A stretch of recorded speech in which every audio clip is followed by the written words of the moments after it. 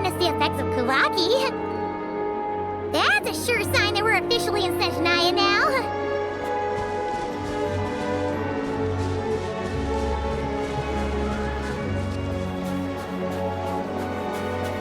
There's gotta be a treasure chest around here somewhere. No adventure is complete without a chest or two. Wow!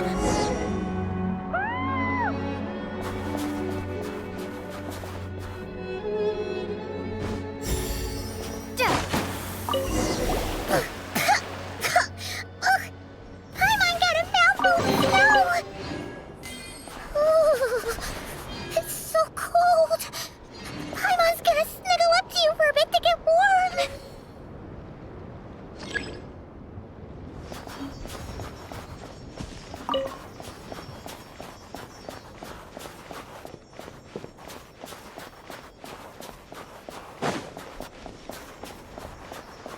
Hey, check it out! Those are bears, right? Aww, look how big and fluffy they are! So cute! Quick, take a picture before the moment passes. Right here. If we get any closer, we might scare them away.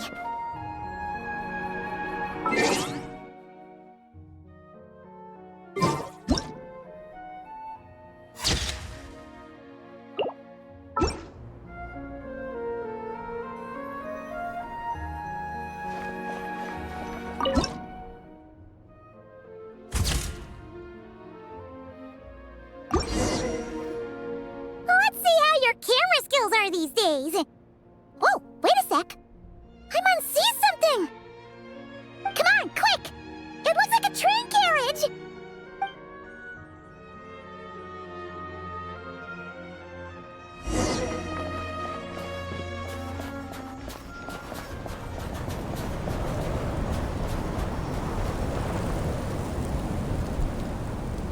Paimon's heard that Snezhnaya has loads of railways and trains. This must be one of them.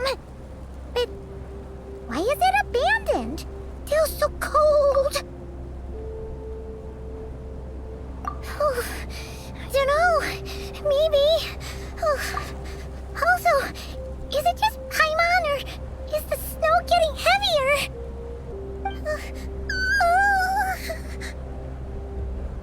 Yeah.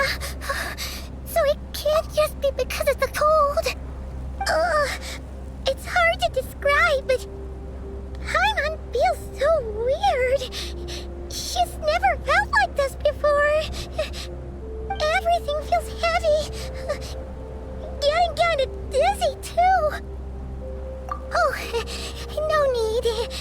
Paimon's just feeling a little low on energy. That's all. It's nothing serious. Not worth ruining our travel plans over. Yep, sure thing. Snezhnaya, here we come!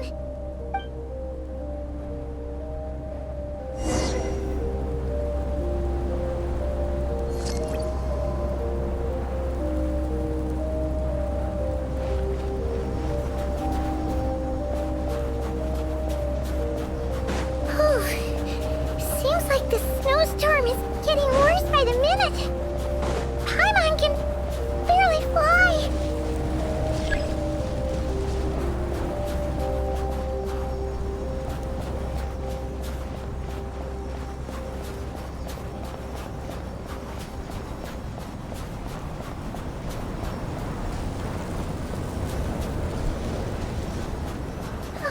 Oh, look! There's a cabin over there. Phew. Let's get out of this storm.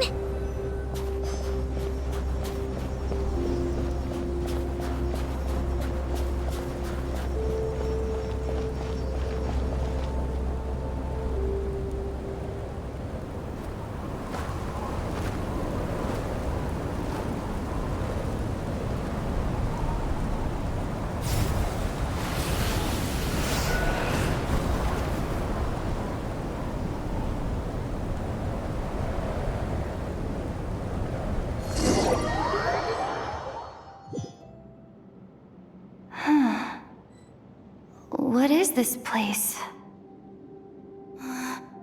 Where's Paimon? I need to find her, fast.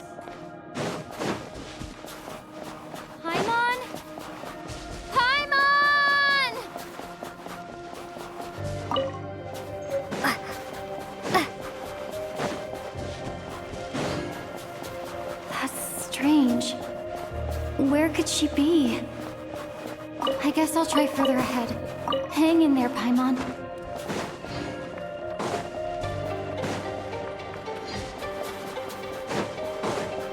Is that a train carriage? Maybe I can get up from the inside.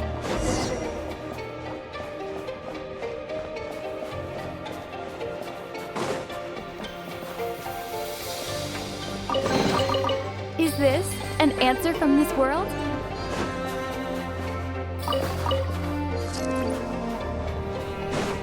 Hip. Hup. Hup.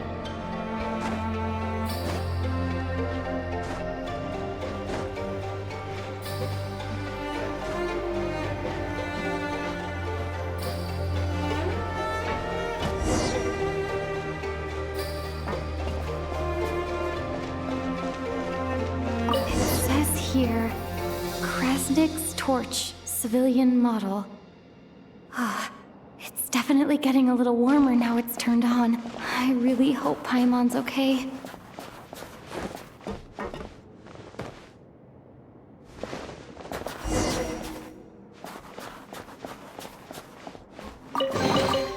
I'll keep this close. What was that strange sound? I can't tell if... Paimon? Paimon, is that you?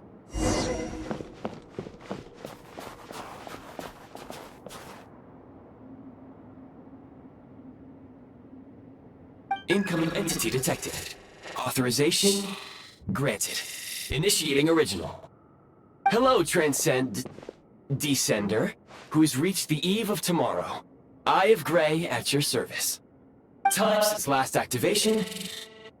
Time measurement unavailable due to the influence of... Anyway, it must have been a very long time. I was born to fulfill a mission. To reach tomorrow. To this end, I must... Strange. What was it? Wait, my body? Huh? Why is my body like this? Apologies. After a long period of inactivity, it appears that a lot of data has been lost. Anyway, I was created so that humanity could reach tomorrow. But I am unable to load further details at this moment. Nevertheless, serving humanity remains my primary objective. I have detected a drop in your surface body temperature. You cannot remain active in this state for much longer. In accordance with my preset programming, upon reactivation, I must ask the one who awakened me the following question. Will you accept me, Transcender? I will assist you, protect you, and fulfill my mission until we reach tomorrow.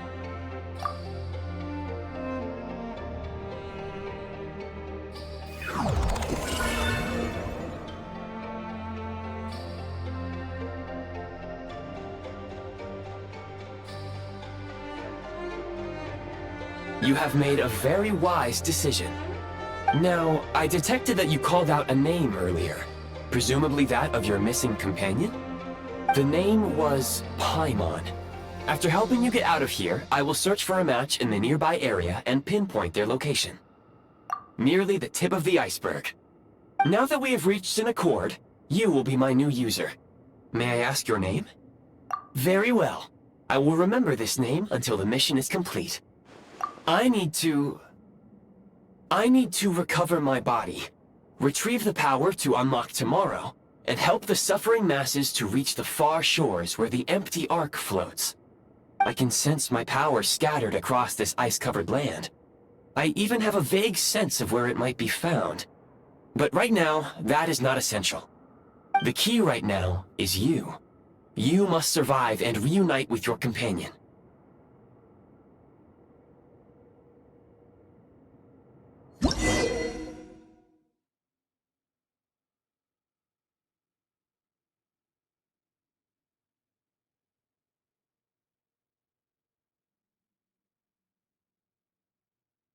You may now execute the command, Demolish.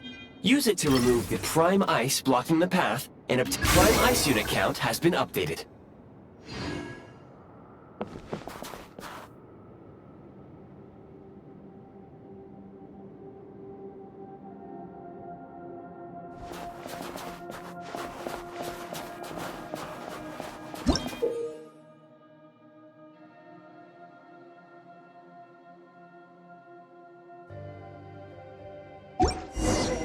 You may now execute the command, build. Use it to create a prime ice construct to prop up the door.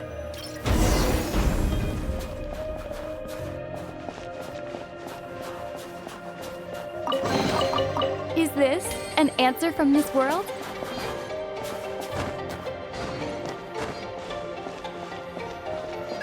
Scanning local environment. Exit has been sealed off with ice. That would not be an efficient approach. One moment. Usable construct blueprint detected nearby. You can use this to clear the solid ice ahead of you more quickly.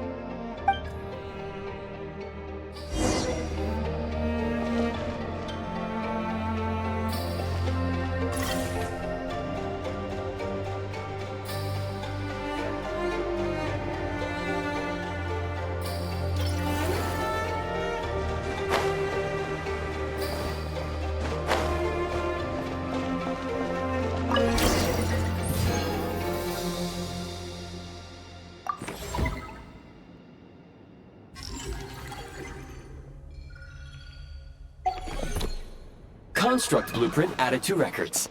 You may now execute the command, build heat source. Generate a temporary heat source to rapidly melt the solid ice.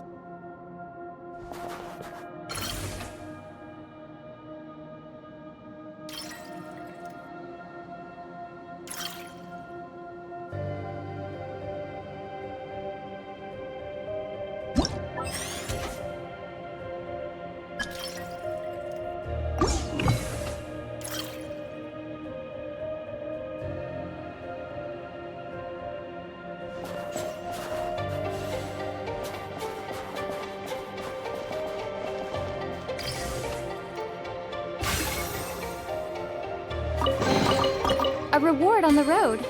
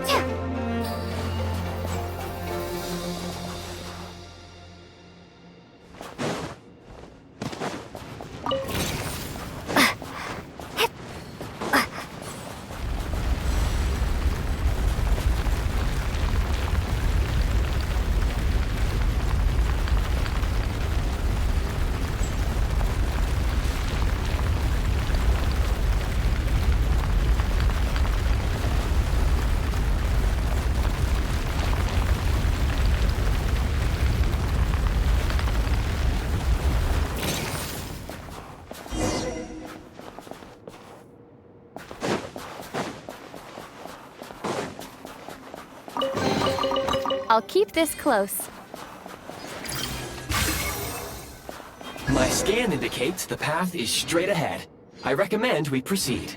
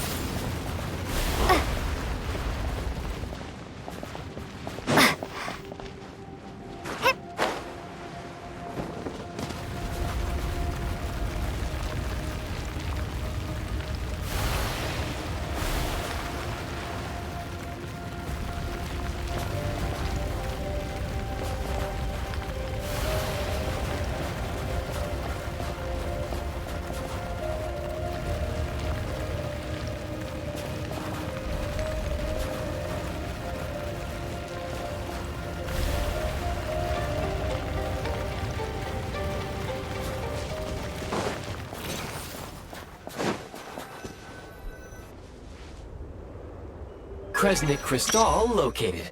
Please collect at your earliest convenience. The recent construct you built provides highly efficient heating by utilizing the unique properties of Kresnik Crystal. Unfortunately, prime ice constructs have a very short lifespan and cannot be stabilized during the development period. Hence, the authorization to use Kresnik Crystal was granted. That said, I have already forgotten what warmth feels like. Yes, perhaps then we can warm ourselves by the fireside together.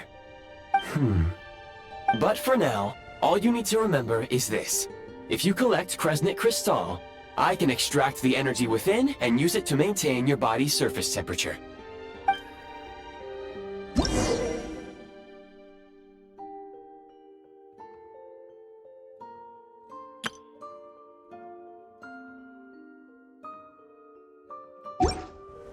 Low power.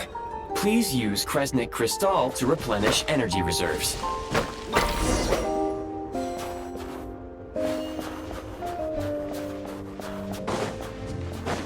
Signs of physiological activity detected in the distance. It is highly likely to be your travel companion, Paimon. Go. Go now. Be reunited and sing together. May all the people be united as one. May all of life rejoice in unison.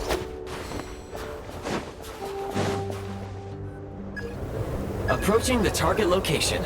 Scanning for signs of life. Life forms detected. 2.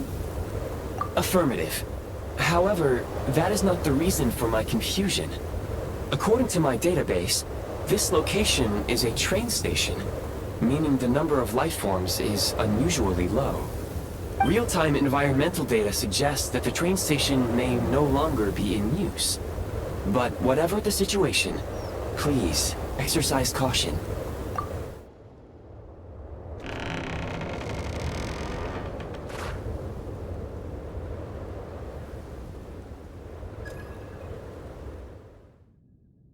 Paimon!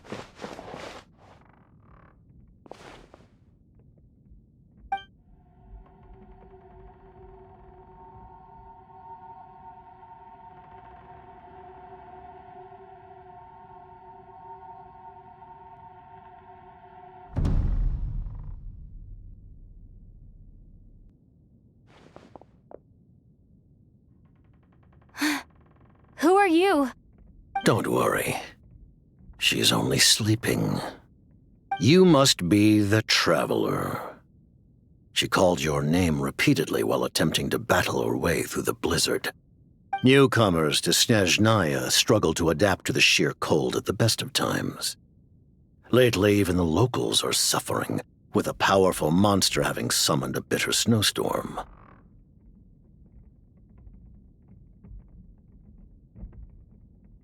You two must be very important to one another. You should take more care not to get separated. Your eyes. Are you Conrian? There are indeed some Conrians left in this world who survived the cataclysm. But I doubt that is news to you. It would be unwise to interrogate my identity here. Focus your attention on your travel companion instead. We will meet again very soon.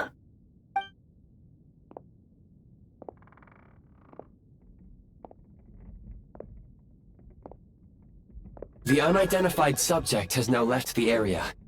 He appears to be an individual of great significance, but my search has yielded no relevant data. I will try searching the database again. Against the odds, your companion is safe and sound. The other person even left a blanket for her.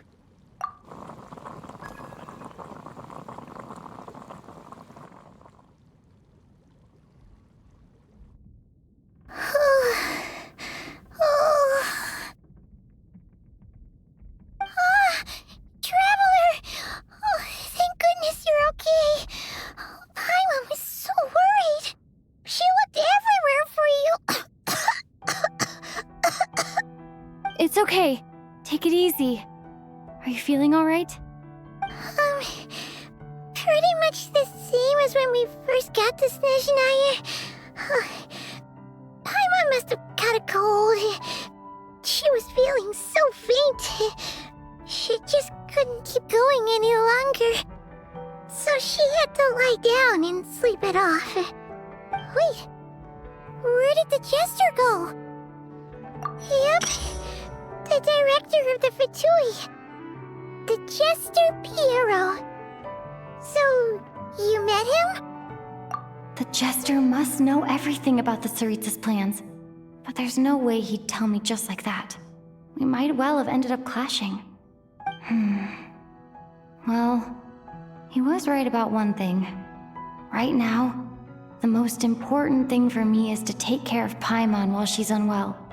He had no intention of explaining his motives, and he left in something of a hurry. Hey! What the? Who is that? It looks like half a pair of goggles. How amazing! A self-aware, talking pair of goggles. Snezhnaya was once the land of the Fae. There are many ancient creations here that I'm sure would broaden your mind further still. Mind you, my database is also expanding as we speak. You must be a rare creature yourself. Oh, wow! Well, thank you so much. You've earned yourself some of Paimon's favorite candy. Oh, but by the looks of it, you probably can't eat that, can you? Goodwill detected. Instead of candy, perhaps I can suggest my preferred strategy. Please clean me regularly to keep me operating at peak efficiency. Oh, that makes sense. Every pair of goggles needs wiping clean once in a while. Sure thing, mister. Anyway, back to the jester for a second. Paimon's still confused about something. When he first showed up, he already knew Paimon's name. And he acted like he expected Paimon to know who he was, too. Paimon could tell that he was Conrian from his eyes. And he definitely seemed like someone pretty important. But beyond that, Paimon didn't know anything about him. It was only later, after he rescued Paimon from the snow, that he properly introduced himself. That's the only reason Paimon knows he was the jester. Oh, seems unlikely. He ran into the snow following the sound of Paimon's voice, with a really anxious expression on his face. He didn't act like someone who knew she would be here in advance. And after bringing Paimon here, he just stared out at the snow. He didn't do anything to Paimon at all. In fact, he barely said anything. Wouldn't even answer any of Paimon's questions either. Paimon didn't feel unsafe around him, and he didn't seem to have any ulterior motives. For all we know, he might have just ignored Paimon's questions so she'd give up and go to sleep. Please allow me to interrupt. Fatui and director are unfamiliar terms. May I ask for clarification? Wait, you've seriously never heard of the Fatui? Oh, they're like the tsaritsa's inner circle. Really powerful people. And the director is their boss. Understood. Since they hold elite positions and serve their god directly, it stands to reason that they would conduct themselves with due decorum. I am inclined to agree with your assessment, Miss Paimon. I did not detect any ill will from the gentleman in question.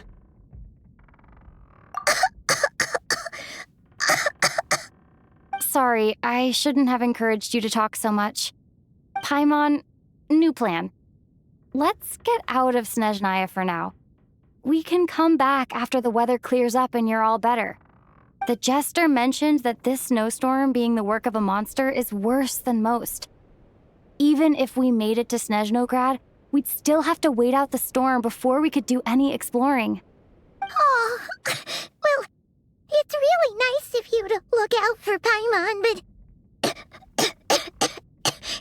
she doesn't want to hold you back.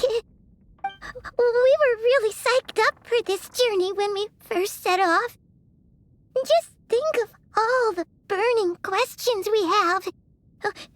If we turn back now, who knows how long it'll take before we finally get answers. Further information is required regarding the monster situation. But objectively speaking, there is another, more pressing issue at hand. At this point, we have traveled a significant distance into the blizzard. Were we to turn back now, the road would be extremely treacherous, especially since we would need to travel on foot. If, however, we continue onward, there may be a better solution. Do you remember what I said as we neared this location? I told you that this is a train station. While it has evidently fallen into disuse for unknown reasons, the tracks remain intact. We can break through the blizzard and forge ahead by driving a train. That is the Snezhnayan way.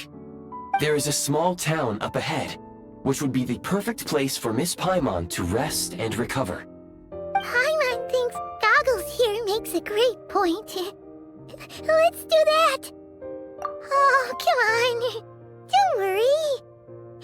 Think of all the traveling we've done so far. When has Paimon ever gotten sick before? Practically never. 'Cause she's in great shape. Sure, she's a little tired right now, but it's sure to clear up on its own. Affirmative. Should you ever need my assistance during your future adventures, please call for the Eye of Grey whenever you wish. Otherwise, I will remain silent to avoid causing any unnecessary distraction. Now, please follow me to the train tracks.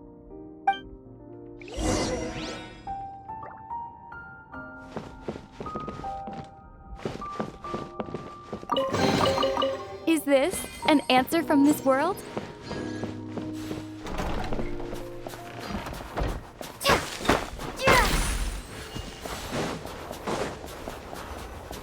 Please confirm when you are ready to depart.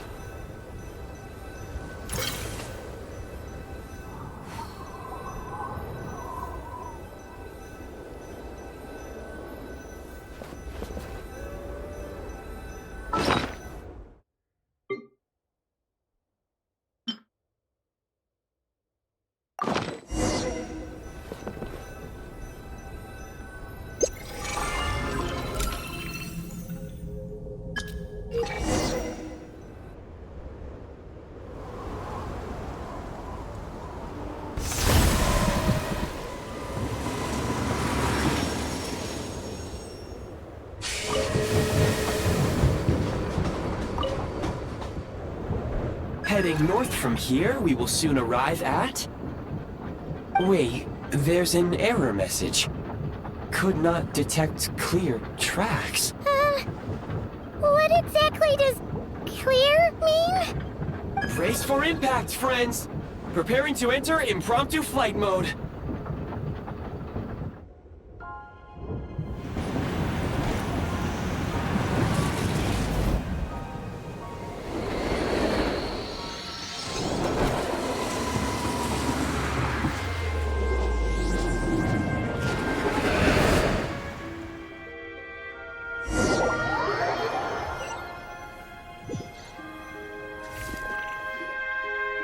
How strange. Not only was the station's status different from my records, but even the railroads and the terrain itself have changed substantially. Yeah.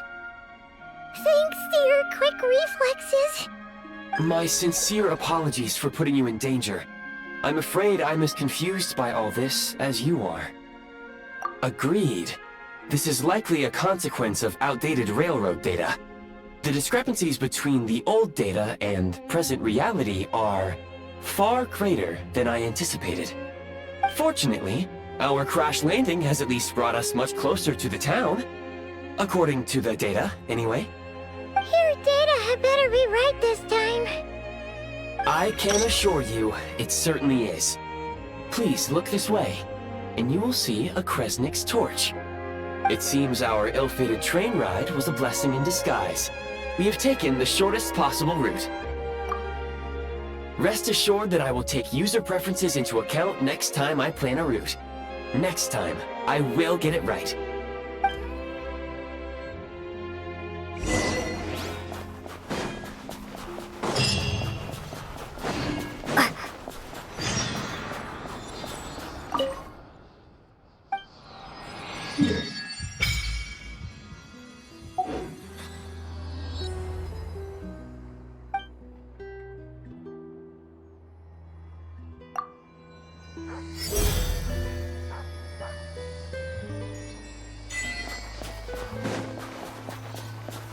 Excuse me? Is there an inn nearby? I'm sorry, but they've all closed.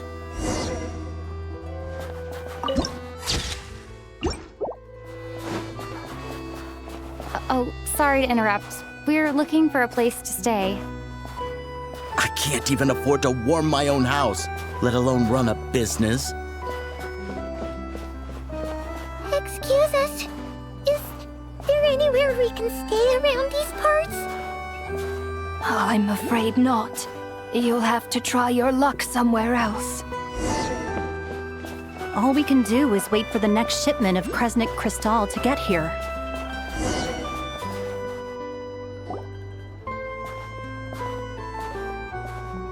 Hi there.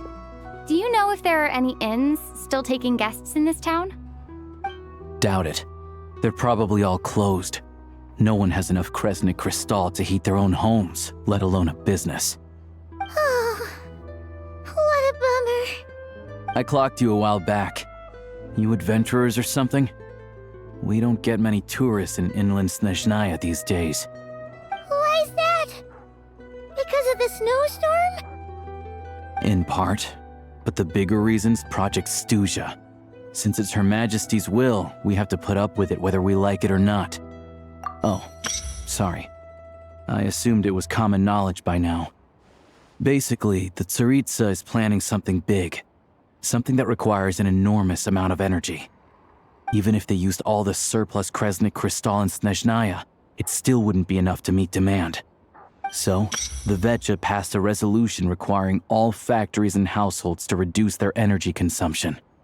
The policy has thus been charmingly named Project Stuzha, meaning bitter cold. Bitter cold? So, like, it's gonna be a cold winter, folks?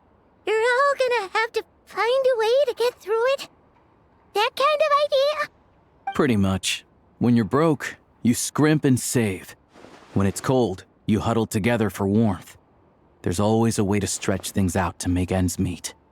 Trouble is, if you stretch someone out like an elastic band for too long, who knows if they can ever bounce back.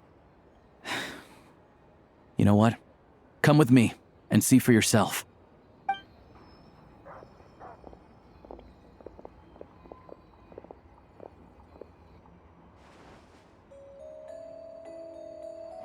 Can you please explain to me why the price of Kresnik Crystal has gone up by 1/3 again? Even as our purchase quota has gone down. You only come here twice a month. This won't even last us a week. The supply and pricing of Kresnik Crystal are based on current production volumes and price data. We Fatui are only responsible for delivery and security. I'm not in a position to explain to you how the figures are calculated, but I assure you, they are as fair and reasonable as possible. Oh, so our lives mean nothing to you? How can you expect anyone to survive a single night in this weather without heating? Since you insist on making me repeat myself every single visit, I will remind you again. There is no monopoly on the trade of Kresnik Crystal. You are free to purchase the shortfall from elsewhere on the market. What market? Nobody else is selling. And when they do, they charge 8 times the normal rate. It's robbery is what it is. Which is why the Snezhnagrad Veche passed a resolution to support border communities, without which you wouldn't even be able to buy crystal from us to begin with. So if you're here just to argue, move aside and let the next person in line come forward. Everyone's feeling the cold here. You... All right, everyone, let's calm down for a second. A few words, if I may. We're all subjects of Her Majesty the Tsaritsa, and I'm sure every one of us is dedicated to her great cause. We all know how cold it is, and the more it snows, the harder life gets. Everyone's struggling already. Let's not make things even more difficult for each other. But Liaison Shishkin, there's clearly something wrong with this quota. I have a family in Marepasak who tell me they can buy at least double our crystal allotment. Oh, believe you me, I had the same reaction when I first saw the numbers. Couldn't believe what I was reading. I even wrote a letter to confirm the true figures, but I'm afraid the quota really is as low as you've been advised. Still, you must understand that calculating these energy quotas is a complicated balancing act. They have to factor in population, town size, industrial application. Our top priority must be to keep the largest Kresnik's torch burning continuously. Only then can we sell the remaining crystal for household use, and in doing so, we must make sure that everyone is treated fairly. As our Fatui comrades said, they are only responsible for delivering the goods. They need to keep accurate records, and they do not have any authority to modify the rates or quotas. That's right. Our duty is to do things by the book. Tell you what, listen. I know how anxious and upset everyone is. As a matter of fact, I was just discussing it with the mayor. What we can do is open the lower combustion chamber of the Kresnik's torch to the public. You can come to me directly to register, and I will allocate time slots accordingly. I can't guarantee there'll be ample energy for household use. We can at least make sure you'll be able to boil water and cook food each day. Let's hang in there and make this work together, all right? Fine. I don't see any alternative. So, this is Project Stuzha in action, huh? Oh, no wonder nothing's open for business. People are barely getting by. You were looking for an inn, right? For your, Fae friend? Oh, Paimon's not a fae. Just Paimon. She must have caught a cold or something. We only just got to Snezhnaya, and we're still getting used to the climate. I have a small place in Stratomaros.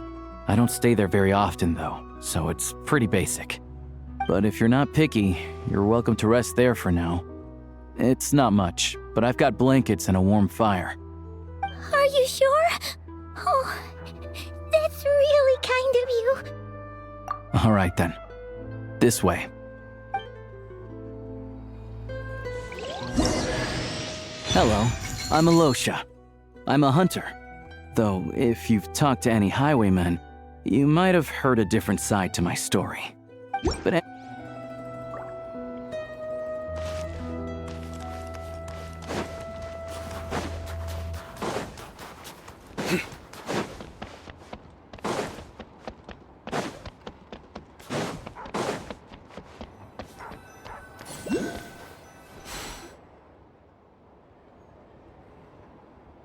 Oh, so cozy and warm.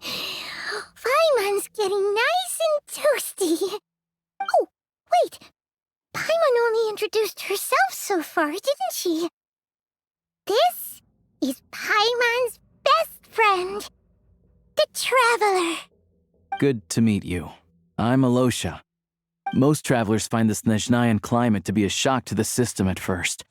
But as long as you keep yourself warm, you should be fine. Still, you should keep an eye on your condition. When people are too quick to dismiss a cold, it can easily end up turning into something more serious. Don't say that. Paimon's too young for chronic health issues. They aren't in town right now, and they won't be back anytime soon. The train station has been closed ever since these power shortages began. I do a lot of hunting, so I spend most of my time exposed to the elements.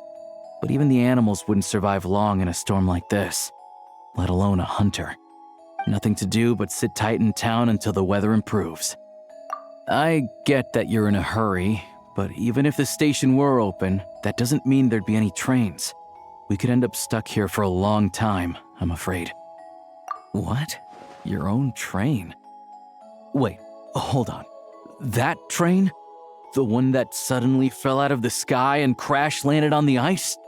Oh, we got lucky and found it in a cave. Oh, then our luck ran out and we had a little accident. Pretty crazy for a random find in the mountains. Well, as long as your train's good to roll, you might get to Snezhnagrad after all. I've been doing some digging recently. Turns out, the real reason for the current energy crisis in Stratomeros is that some of the supply is being seized for a private stockpile. But to expose what's going on, I need to catch them in the act. So, I'm heading off to catch a rabbit. Huh? Wait, a rabbit stole the crystal? It's a figure of speech. Real rabbits couldn't pull this off. They'd prefer carrots to Kresnik Crystal anyway. Shishkin, Mr. Positive Attitude, let's all get along now, shall we? Him? Really? Paimon never would have guessed. Huh? You're coming with? Oh, okay then. Just give Paimon a second to get ready. All right. Guess there's no point pushing myself. Paimon will stay here and hold the fort then. Be careful, you two. Oh yeah, there's one more introduction to do. Tagarin, get in here. Oh, a doggy. Oh, angry doggy. Oh, Tagarin doesn't like being petted then. He likes to think he's above that kind of thing. He's my hunting partner, so he'll be joining us when we head out. Carrots aside, we'll need to stay completely undetected. We can't risk spooking our rabbit, or there's no telling which burrow he'll scurry back into. First, we need to find a way into the train station and see if we can find any real freight data. Shishkin's figures can't be trusted. Then, we get Tagarin to catch a scent and find out which way the crystal went. What are you eating? Oh, check it out! When you're all out of carrots, try jerky!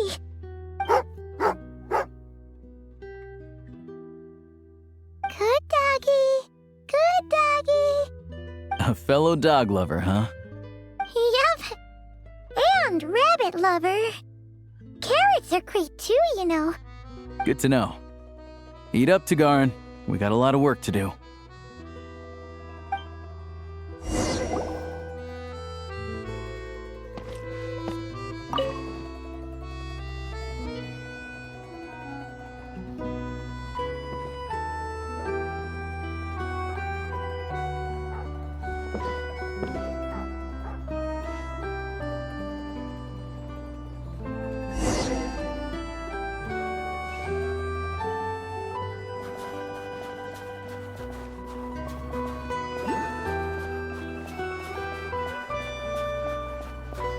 Wait.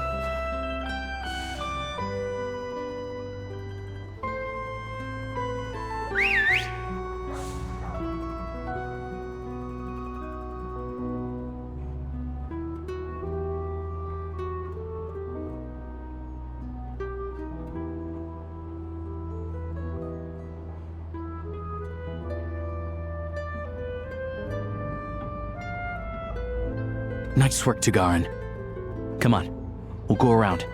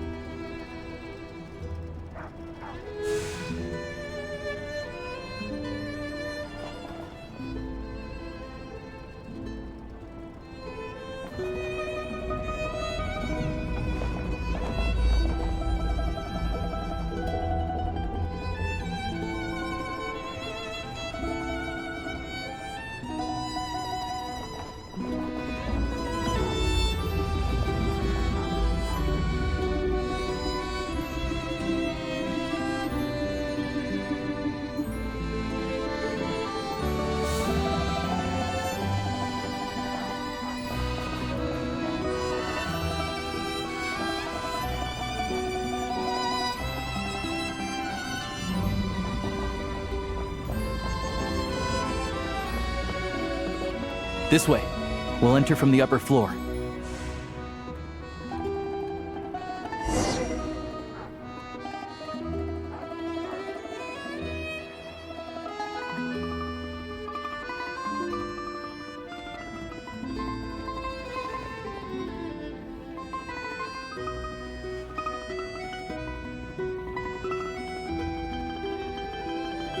There we go.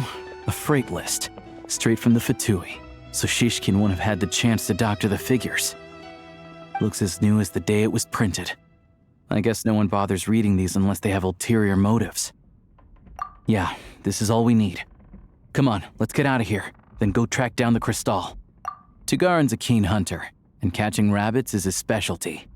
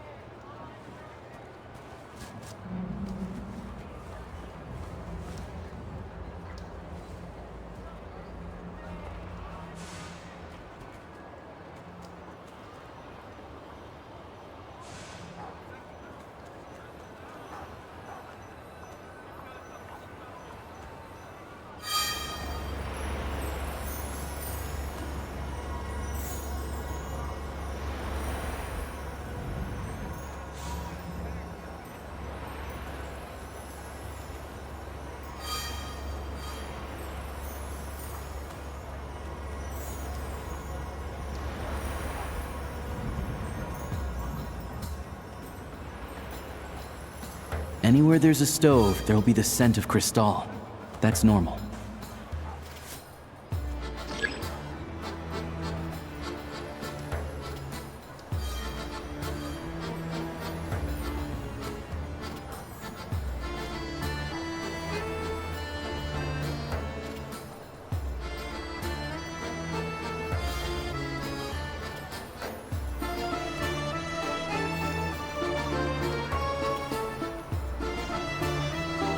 But if he picks up the scent of Crystal somewhere and there's no stove around, that's how we know something's up.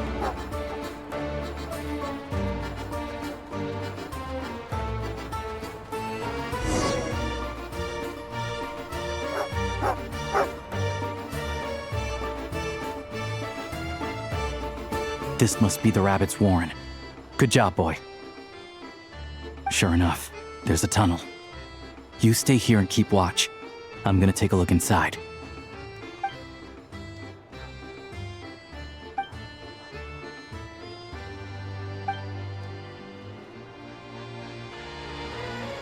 Thanks for looking out for us. Things are getting tougher by the day. No need to thank me. It's my pleasure. Sure as Her Majesty the Tsaritsa watching over us, every sacrifice will be worthwhile.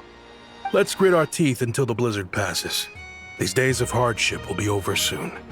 Maybe for everyone else, Liaison Shishkin. But for you, the hard times have only just begun.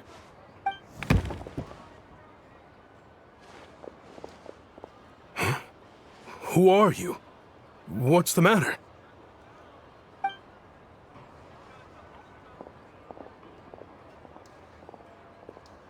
I just had a question for you.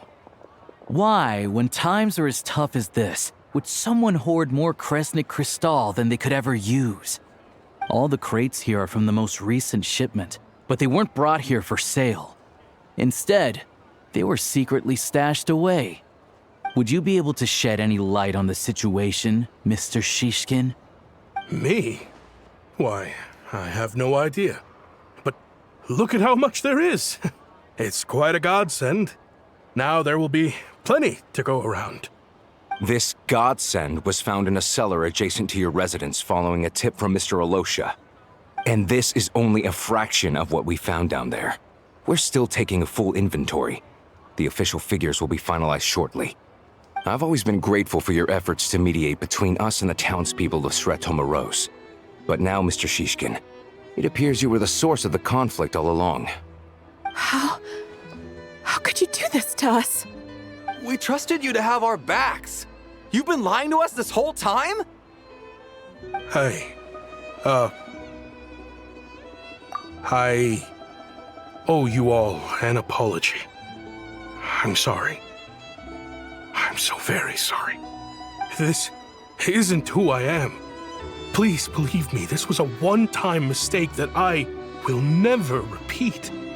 We all know how difficult life has been since Project Stuzha came into force. Energy is an increasingly scarce resource. People everywhere are getting desperate, but some places have been hit harder than others. I grew up in Alatir, a small village with no train station. Deliveries of Kresnik Crystal have ceased there entirely. If nothing is done, they're all going to freeze to death. You know as well as I do how downright impossible it is to buy Crystal these days. The thought of my poor mother and father, with no one to help them, I felt so afraid.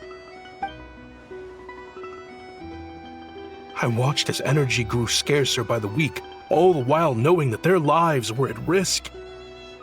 Then one day, I looked at the Crystal shipment in front of me, and a terrible, selfish thought entered my mind. Looks like I'm just not cut out to be a criminal. I'm so sorry. Once the Fatui have finished their count, you'll see that the numbers match their waybill.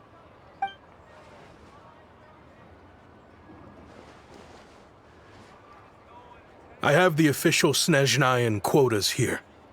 Anyone who has already purchased energy, please make your way over here to correct your transactions. I'll make a batch purchase of Crystal worth 3 months' salary for you all to use free of charge. As for Alatir, I'll think of something else. You don't have to go that far. Yeah, owning up to your mistake is enough for me.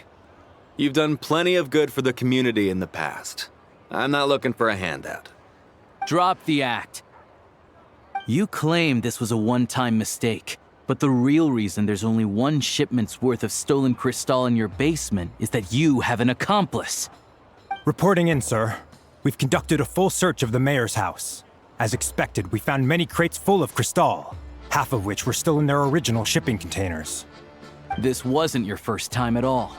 You've been colluding with the mayor of Stratomeros for a long time now. The train station's currently out of service, but it does open for a short window every time there's an energy delivery. And every time a train pulls in, you're there on site to take inventory and oversee the workers unloading the cargo. The mayor handpicks said workers. Per his instructions, they transport the Crystal by tunnel at night to the mayor's house, and he sells it out of town. But since he can't get the goods out of town by train, he had to arrange an alternative method of transportation. This meant slower sales, which gave me plenty of opportunity to catch him in the act. Wait, the mayor's involved in this too? Preposterous. What proof do you have of any of this? Basic math. I've spent a lot of time lately counting carriages as the snowstorm rages. Counting carriages? What? The energy consumed by a train depends on its total weight. And since energy is a limited resource right now, it's fair to assume that every carriage is packed full. So, if we take the energy required for the Kresnik's torch, add the sales figures you provided, then compare that figure to the train's theoretical cargo capacity, guess what? The numbers never match. It's always off by 1 or 2 carriages worth. This time, you set a new record. 3 carriages missing. You mean to tell me that you sat around outside, counting carriages, in this weather? I'm a hunter. I have 2 options. Hunt or starve. Well, I've heard enough. The evidence speaks for itself. Take Shishkin and the mayor into custody and escort them back to Snezhnagrad.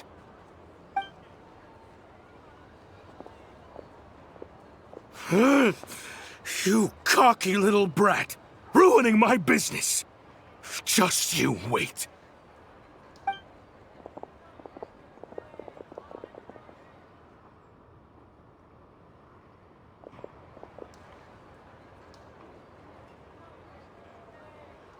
Yeah, something felt off.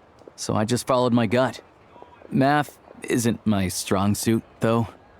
I'm lucky my dad made me learn enough to get by, but all this number crunching was a million times harder than the aim and fire work I'm used to.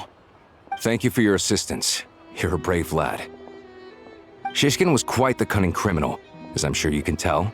He did all of this right under our noses, and we never suspected a thing. A wolf in sheep's clothing. He had everyone fooled. Even with that sob story he fed us. He was probably trying to keep the mayor out of it, not just mask his own motives. Without the compelling case you put together, even I might have fallen for it. Alyosha, was it? Tell me, are you really a hunter? We can go find some wild animals if you want. I'll fire off a couple of shots, and you'll see whether I'm the real deal. I didn't mean to cast suspicion on your identity. It's just, well, I'm sure you've heard of the Rokot. Recently, they've been recruiting people with your kind of talent. They hide in plain sight under false identities, working against Project Stuzha, sometimes directly opposing the tsaritsa herself. They aren't a violent organization, and their goal is to improve the lives of the common folk. But still, as a member of the Fatui, I wouldn't be doing my job if I didn't keep tabs on them. First I've heard of this. I don't really keep up with what goes on in the city. All I know is, people who don't mind their own business in the city end up paranoid about everything. As for me, I just couldn't stand Shishkin. I'm from Alatir myself, and I can tell you, nobody's lived there in years. Why would an abandoned village need Crystal? Of course, no one really cares about the fate of that place. I'm guessing today is the first you've heard of it. I see. It does sound quite tragic. Really. Well, thanks again for your assistance, and your friend here too. I will report this incident to Snezhnaya. The Fatui will take over energy distribution until new officials are appointed. We'll also ensure that the train station resumes normal service as soon as possible. Looks like it's my turn to brush up on math now. I never liked it as a kid either.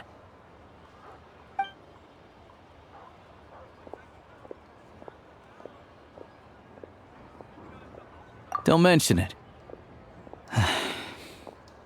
Isn't the soldier overseeing the delivery supposed to verify the quantity of the goods? Was he just careless? Or was he being paid off too? Who knows? Excuse me. I'll take a share of Kresnik Crystal too. Thanks. I need to take a detour before we head back. There's someone I have to deliver this crystal to.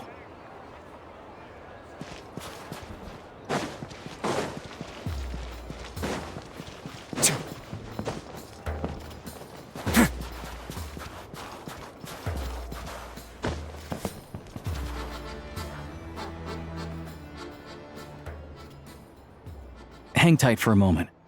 This old lady, she doesn't really know who's who anymore.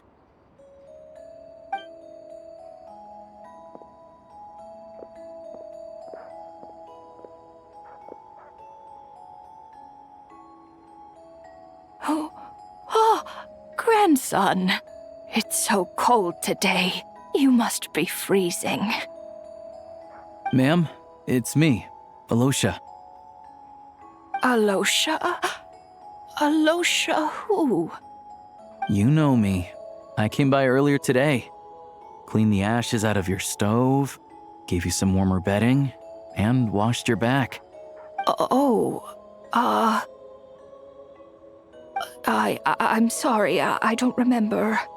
Now, how often do I get to see my grandson? Come on, take a seat and relax while I fix you something to eat. It's okay. You just rest. I'm fine. Oh, you. It's nice to come and visit your old granny once in a while, isn't it? Sretomaros, a good town. All sorts of things to do and people to meet. And the local officials are good to us. Sit down, come on, take a seat. I still have some fruit left. Let me get it for you. Please, don't get up on my account. You need to rest. Where's the fruit? Right under the basket by the door. Or maybe it was on the bedside cabinet.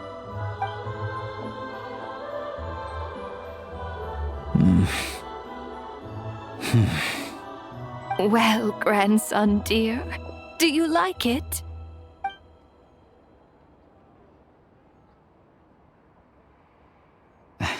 Very much, ma'am.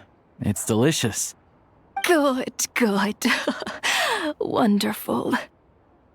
You don't need to save any more for me next time, all right? Fresh fruit is hard to come by at the moment. You should eat it as soon as you get it. Oh, I don't need it. I'm fine. But if you like it, come back for some more soon.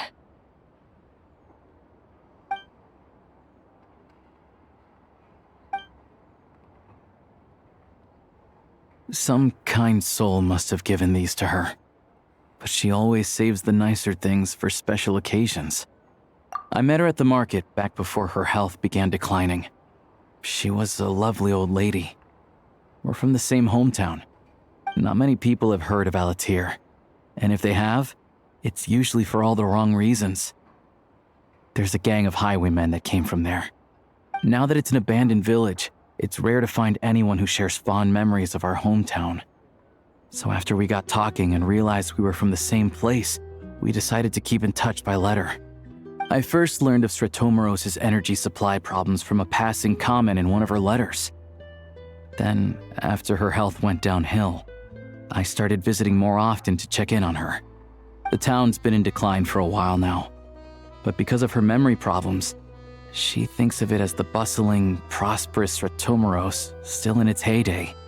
That said, I kinda appreciate her optimism. There's not much of it going around in this world of ice and snow. It's fine. Everyone grows old. In Snezhnaya, some people believe that in your final moments, you'll sense a familiar presence by your side. You turn to look at them, but their face is blurry. So you focus hard, trying to make out who it is. And when you finally see their face, the Grim Reaper reaches out and takes your life. She still calls me grandson, though. So at least I'm not a blurry face in her world just yet. Come on, let's get back and see how Paimon's doing.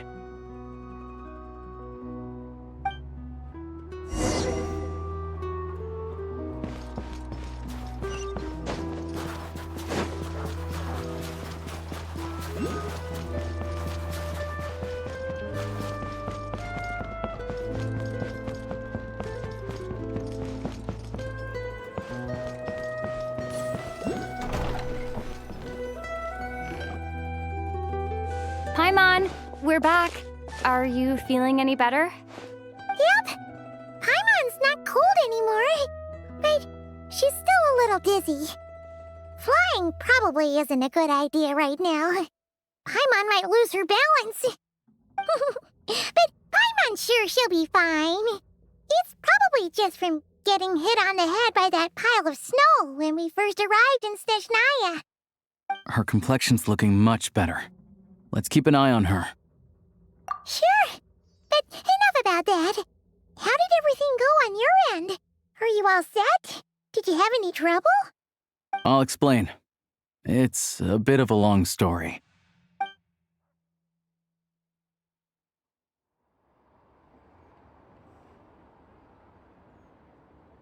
Jeez, you guys got pretty busy. Sounds like the liaison officer and the mayor were running quite an operation. Good riddance to both of them. It's a good thing you managed to catch them. So, you said the train station will open again soon, right? And everyone has enough crystal now? Yeah. Well, enough to survive at least. Project Stuzha isn't going away anytime soon. People will still have to scrimp and save to make ends meet. Don't know. The goal of Project Stuzha is to gather energy for the tsaritsa, but no one knows where that energy's going. It's never been made public. The thing is, we were told that the project would only last for 6 months, but time and time again, they keep extending it. Extending it? Does that mean the tsaritsa's plan isn't going very smoothly? That's what everyone suspects. In principle, Any proposed extension needs to pass by majority vote in the Snezhnaya Veche. But even though opposition has been growing, any detractors end up caving into political pressure from the rooster, Pulcinella. He's the chair of the Snezhnaya Veche and a key figure in the voting process. He has the backing of many powerful and influential people. How come the Fatui are picking on ordinary people even here in Snezhnaya?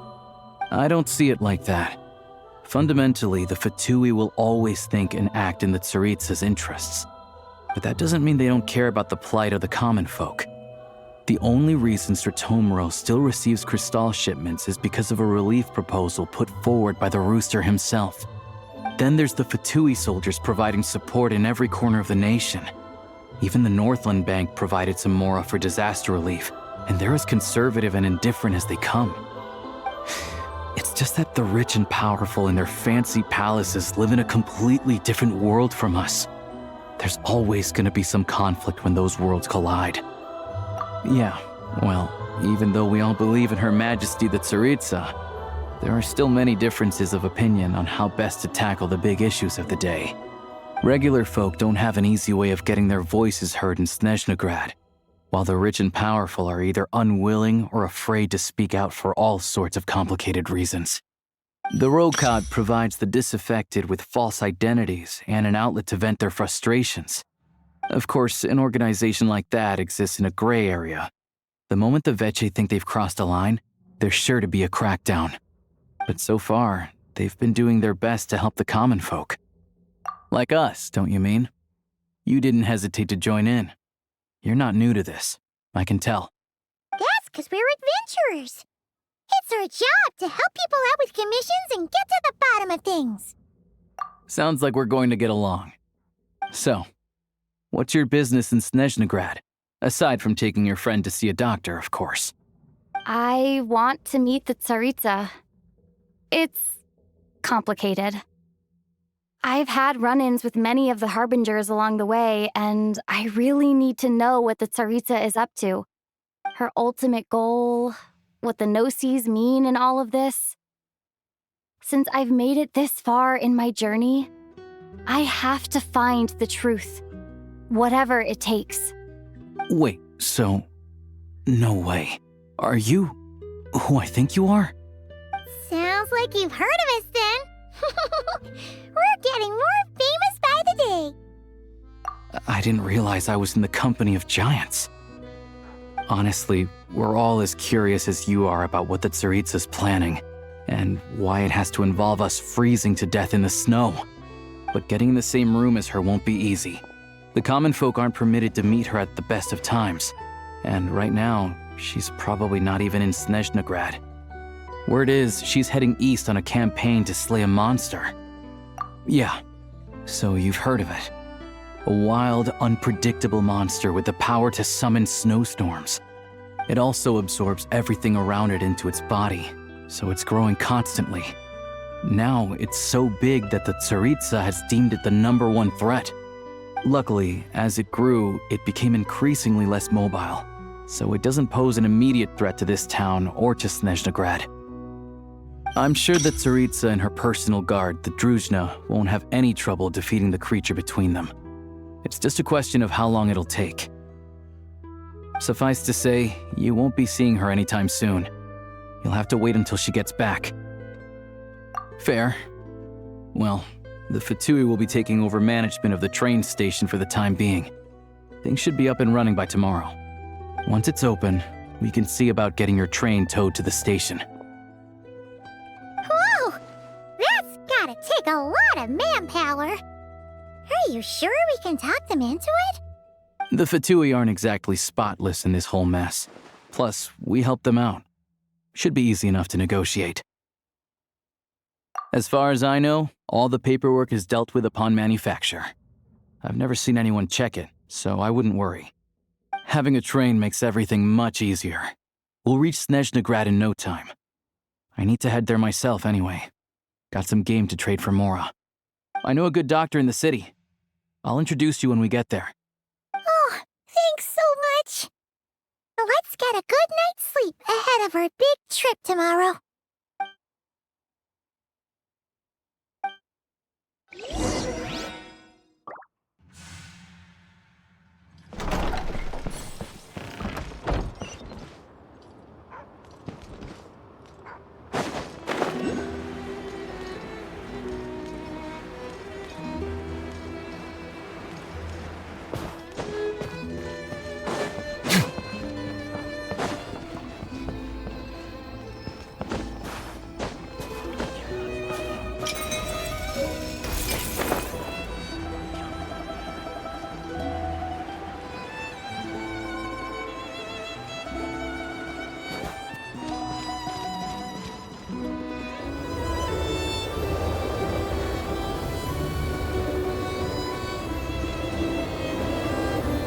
Drive carefully, all right?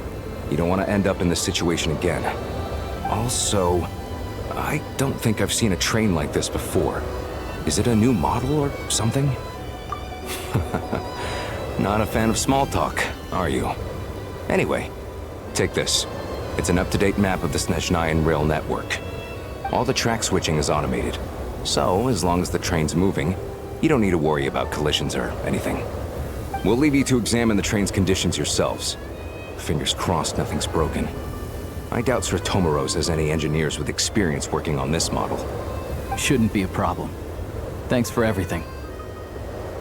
All right then. Have a safe journey. And make sure to check everything's working before you set off.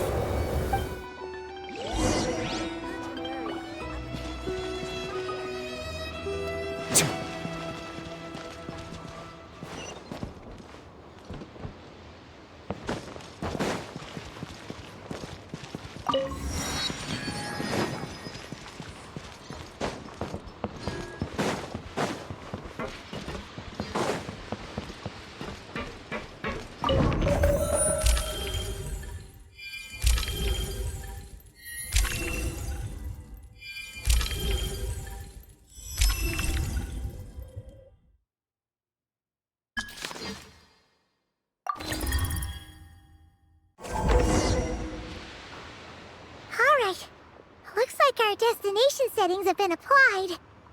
Let's give this thing a final once-over and then head out. Goggles, your time to shine. Affirmative. Running vehicle diagnostics. What's this? Engine, green. Wheels, green. Frame, minor damage, but no impact on function. Diagnostics complete. All systems nominal. Neat! Huh. Paimon still can't get over the fact that you just found this tech lying around in a random cave. I've lived in Snezhnaya my whole life, and I've never heard of an interactive, talking train autopilot. Strictly speaking, I wasn't designed purely to drive trains, though I doubt you have any interest in navigating the practically unreadable operator's manual yourself. All configurations are complete. Should you require any further assistance, please call for the Eye of Grey. Away we go! Oh, nope. Paimon's gonna find a warmer seat.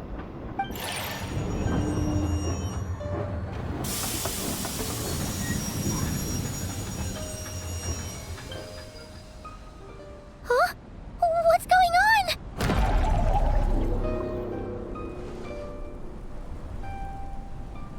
Oh no.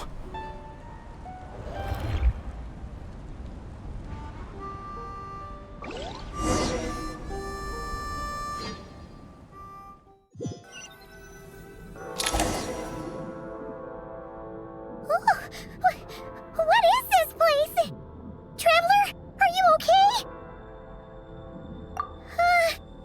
Paimon's still airborne, but it feels like swimming through thick, gloopy water. Ugh, it's horrible. Just our luck. Of all the things that could have gone wrong.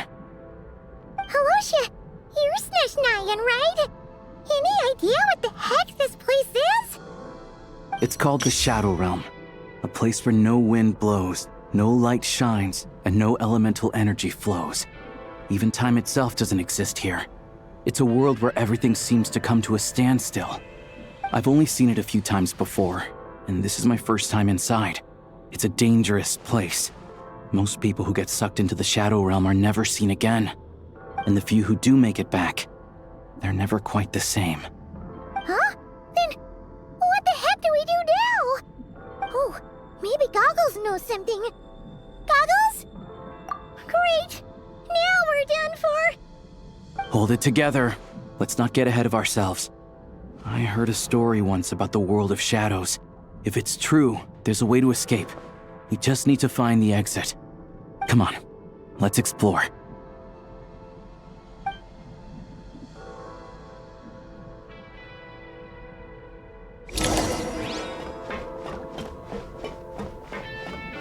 Look at these Fatui! It's like they've lost their minds!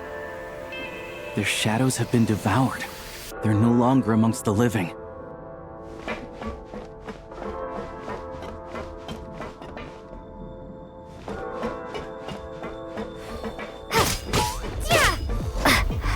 I can't channel elemental energy here, but I have a few gadgets that still work.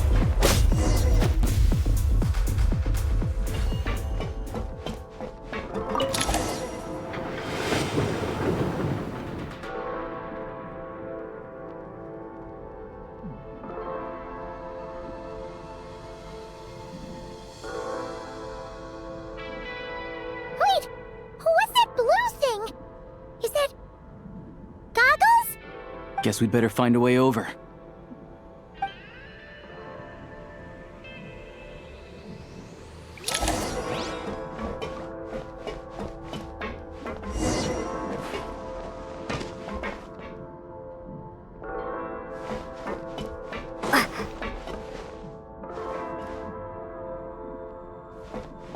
I'll take point.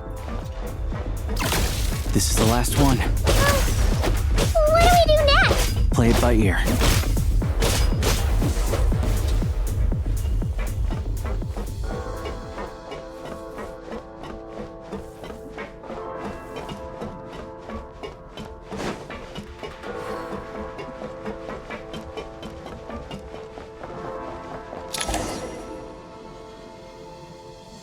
Goggles! Hello. I am glad to see the three of you safe and sound. For now, at least. But things aren't looking too good. Correct. We are now inside what is known as the Shadow Realm, the darkest space in the shell, where even the Most High is loath to cast its gaze. Time and space hold no meaning here. It intersects with the world of the Light Realm only rarely, like an air bubble that rises to the water's surface. We must leave this place before it sinks back down into the depths once more. Sounds like you have a plan. Yes. In fact, the very purpose of my creation was likely to... from the Shadow Realm. It appears that key data is currently inaccessible, but now is not the time to resolve that problem.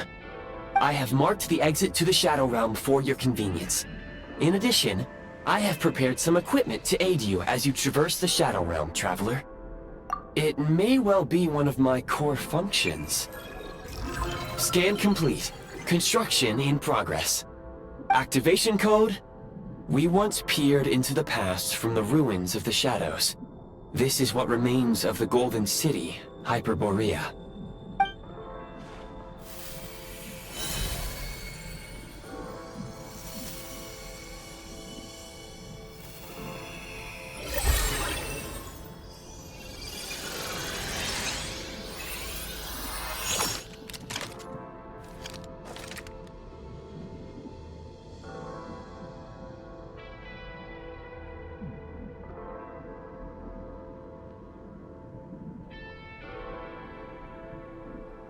Whoa! Now go. Arm yourselves with weapons of the spirit. Bring down the walls of the stronghold, and extinguish the flaming arrows of the wicked. Is this a gun? In the Shadow Realm, where humans cannot channel the elements, there once was one who, after much research and many attempts, found this to be the most effective means of attack. Let's go. We don't have much time.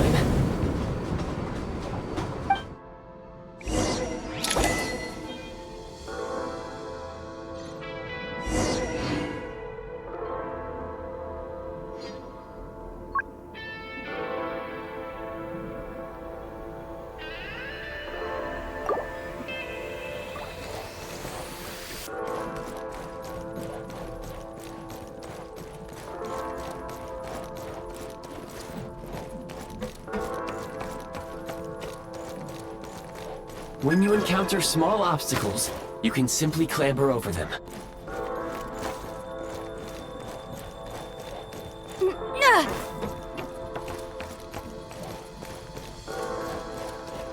You can slide to navigate through low, narrow tunnels.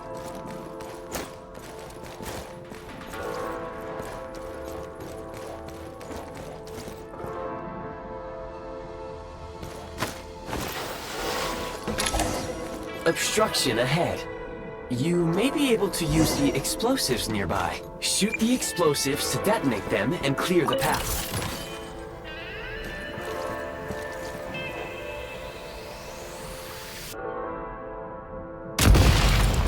Since elemental energy is unavailable in the Shadow Realm, ammunition is For long-range targets, try using the scope to line up your shot.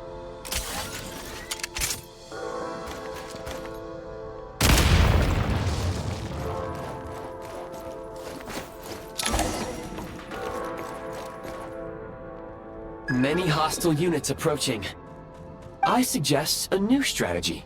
Take cover and pick them off one by one.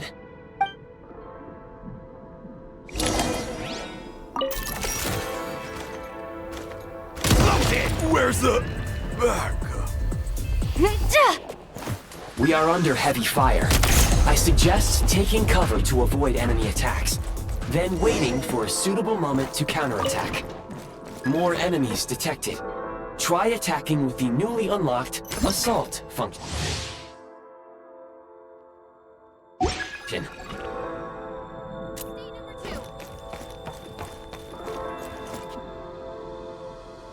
Charge!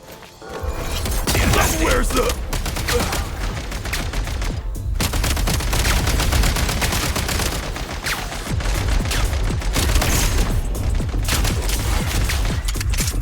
State number 2!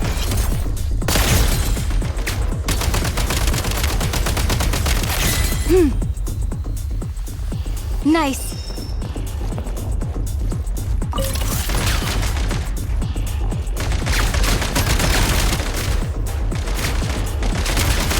Cover me! Gotta recharge.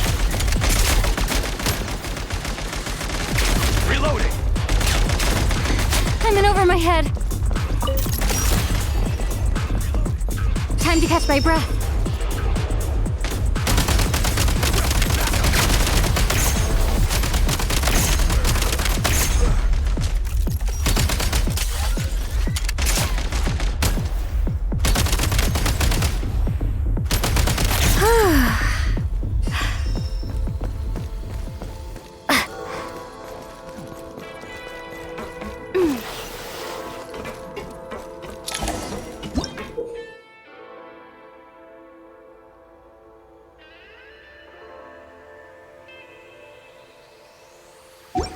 Aim at the freeze mark and pull the trigger to move using the rope.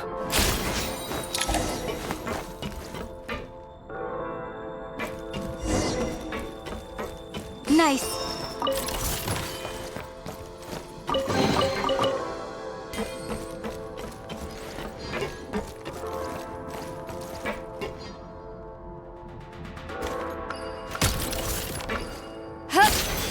Gravity is at the breach! Back in business. Taking cover!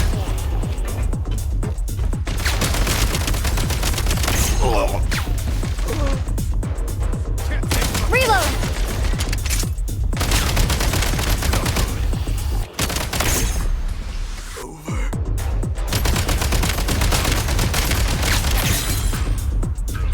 Need a refill.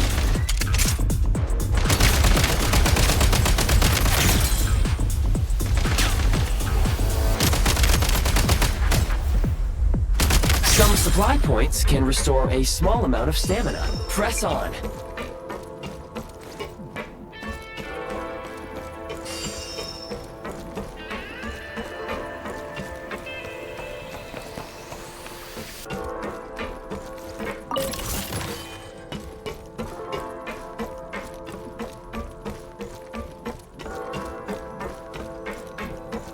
You should be able to use the prime ice construct left here to cover long distances.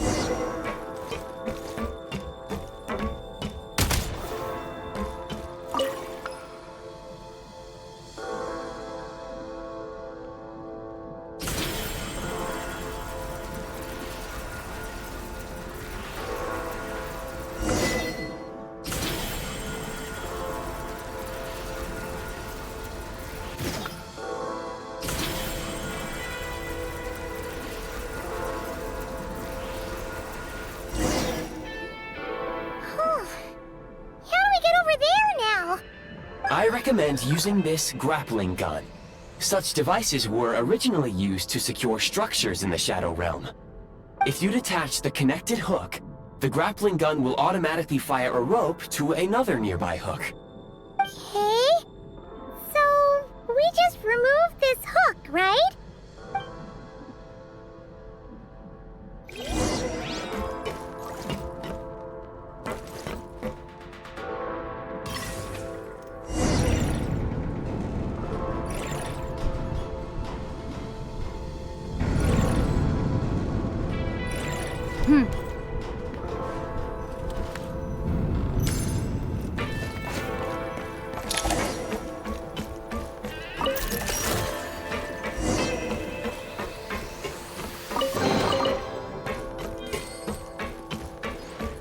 Nice.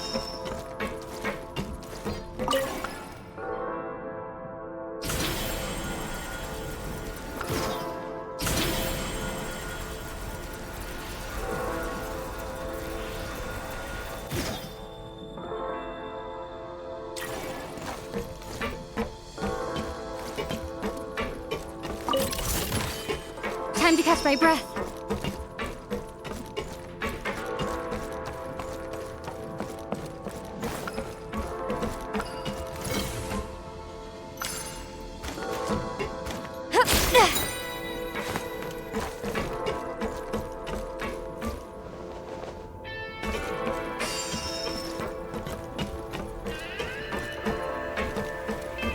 Defenses have been breached! Die!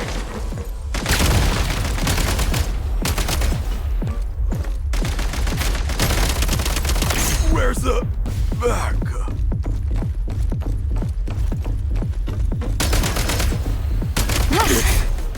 Over. Sprint at the prime ice launcher to reach high places with ease.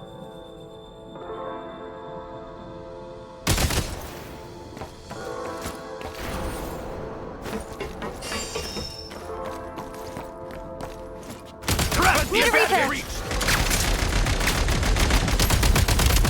Losing ground! Where's the... Taking cover!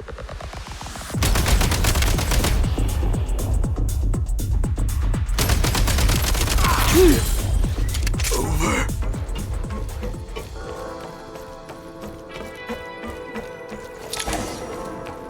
Usable munitions detected. Frag crystal.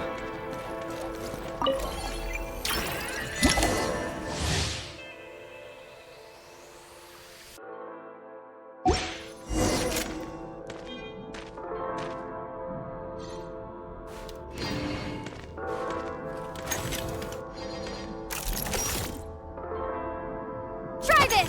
Advantage is out! You can't take much more!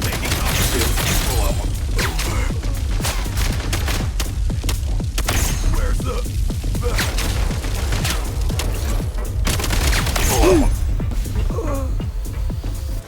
The defenses have been breached! Demolition time!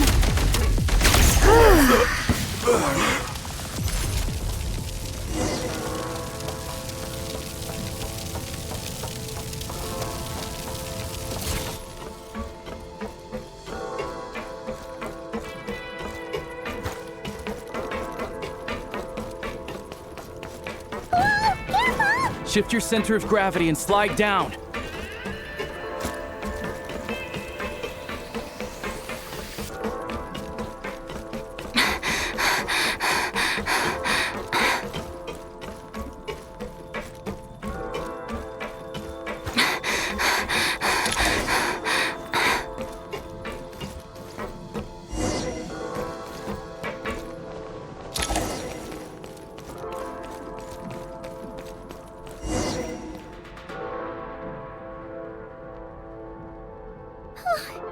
How much longer is this gonna take? The exit is right ahead. We are very close now. However... It's like they're trying to keep us trapped here. That platform and the carriages are swarming with undead Fatui. Guess we gotta storm through.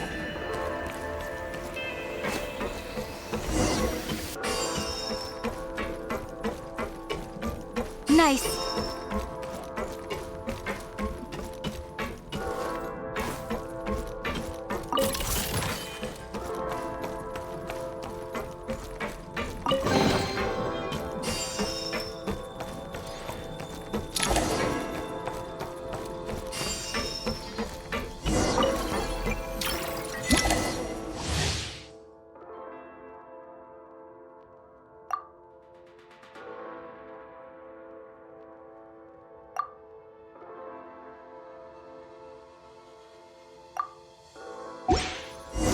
You may find switching to assault mode makes your attacks more effective.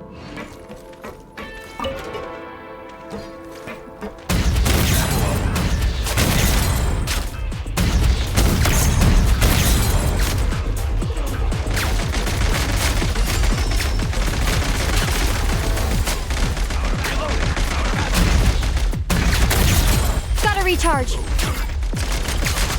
Reloading. Out of ammo. Out of ammo. Reload. Cover me.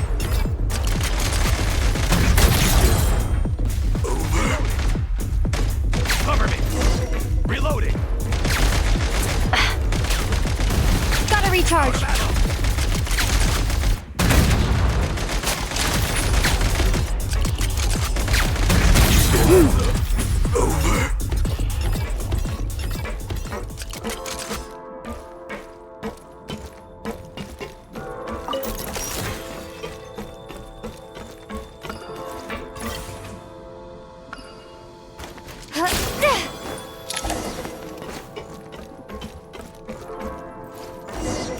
Time to catch my breath.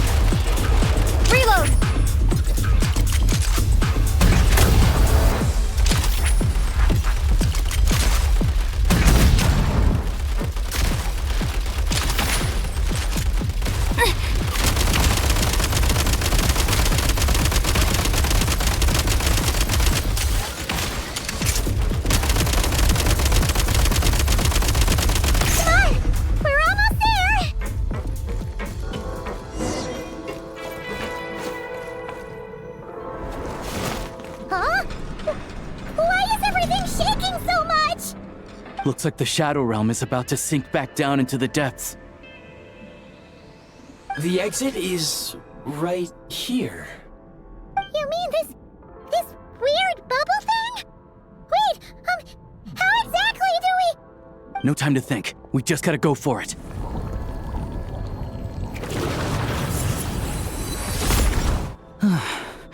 Looks like I was right.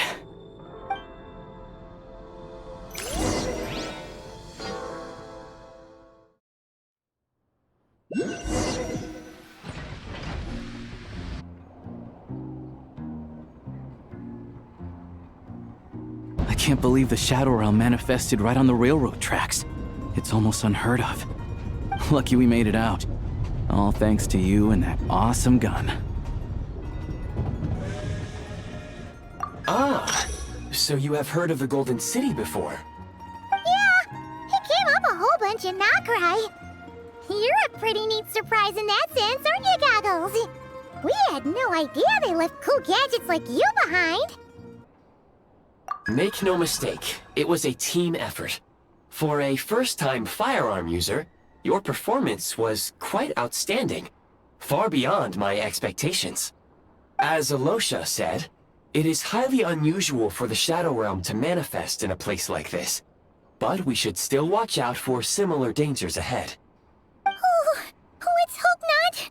If anything else goes wrong with this trip, Paimon's gonna have train trauma for life. The Shadow Realm can appear anywhere, not just on the railroad. I am simply advising that we take sensible precautions. Now, if you wish to further calibrate and upgrade your firearm, you may do so over there, provided you have the necessary components. Please take a moment to catch your breath while I repair the body of the train. Amongst other things, this will ensure Paimon is a little warmer while on board. Oh, thanks, Goggles. You're a trusty train conductor. Well, maybe trusty isn't quite the right word, considering. Anyway, at least you get the job done. Yes, of course. And just like the Eye of Grey, I am sure it will be a great asset to you in your future adventures. If not the trustiest, then it will at least get the job done. Let's get some fresh air while the Eye of Grey fixes the train. Yeah, sure. Paimon wants to forget all about the Shadow Realm. It was so creepy in there. Stretching her legs might help take her mind off things.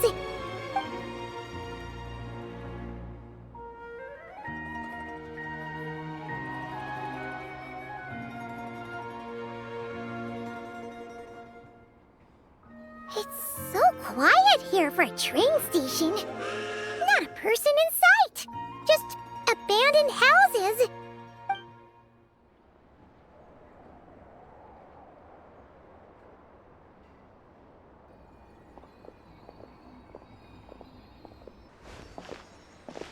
Huh? So much for repair? You've swapped our train out for a whole new model! My plan was to restore the train to its original appearance per my records as quickly as possible. Now that the repairs are complete, the train offers optimized performance and a significantly improved trendiness level. Huh. Didn't know trendiness was a parameter. According to my calculations, parameterization is the most effective way for the Eye of Grey to understand trendiness. Hyperborea, huh? I'm sure I've heard of that in a story somewhere. What an incredible little gadget you are.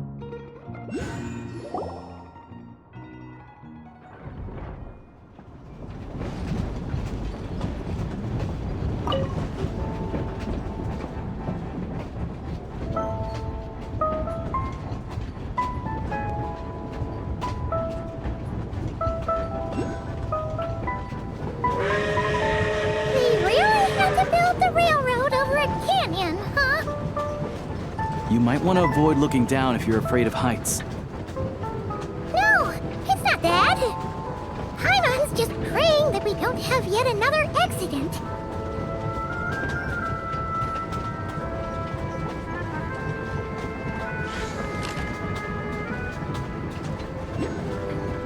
That mountain is breathtaking.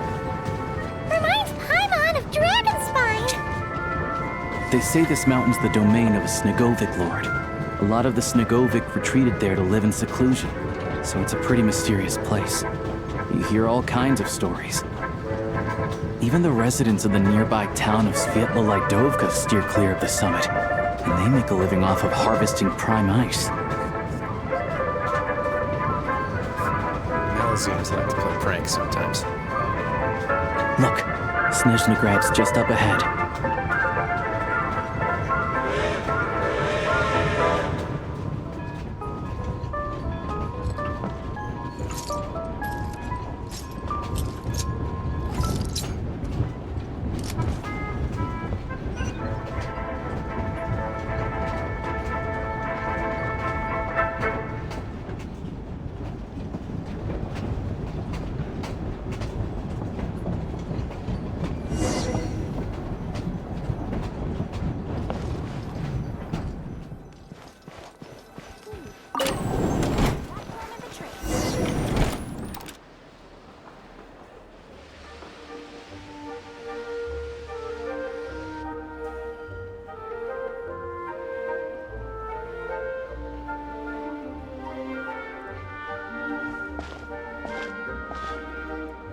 here we are.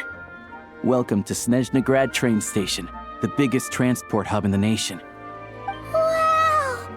It's so majestic! Just flying from one side to the other would probably leave Paimon out of breath! It's built for maximum efficiency, but yes, transferring trains here can be a little tiring. In the future, you can use this train station to travel anywhere you want in Snezhnaya. For now, though, come with me. Let's get Paimon checked out. This way. There's a lift car that goes straight to Sapoliarni.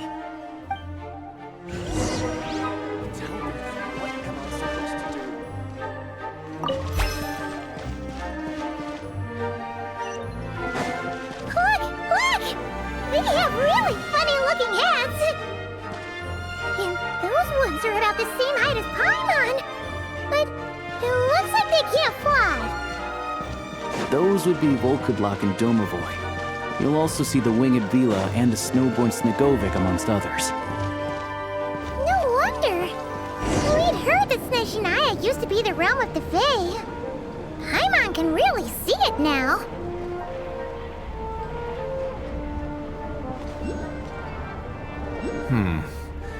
To the left is the Market of Zolny. They sell everything there. You can often find some nifty little trinkets. To the right, you'll see the Korolyevsky Theater in the distance. Look at that! Incredible!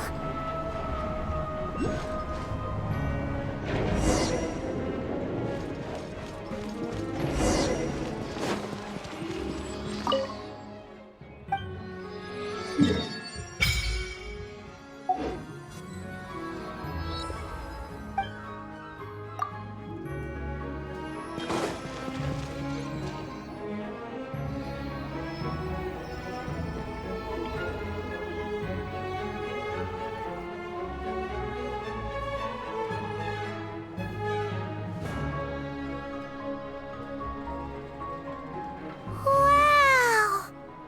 Snezhnaya is stunning! Seeing it with our own eyes makes all the trouble we went through to get here worth it! I found it pretty stunning when I first came here too. But I soon found out that stunningly beautiful means stunningly expensive. The prices here are crazy. I'm just a small-time hunter, so Zolny is where I spend most of my time. This way will take us to Podvorier restaurant.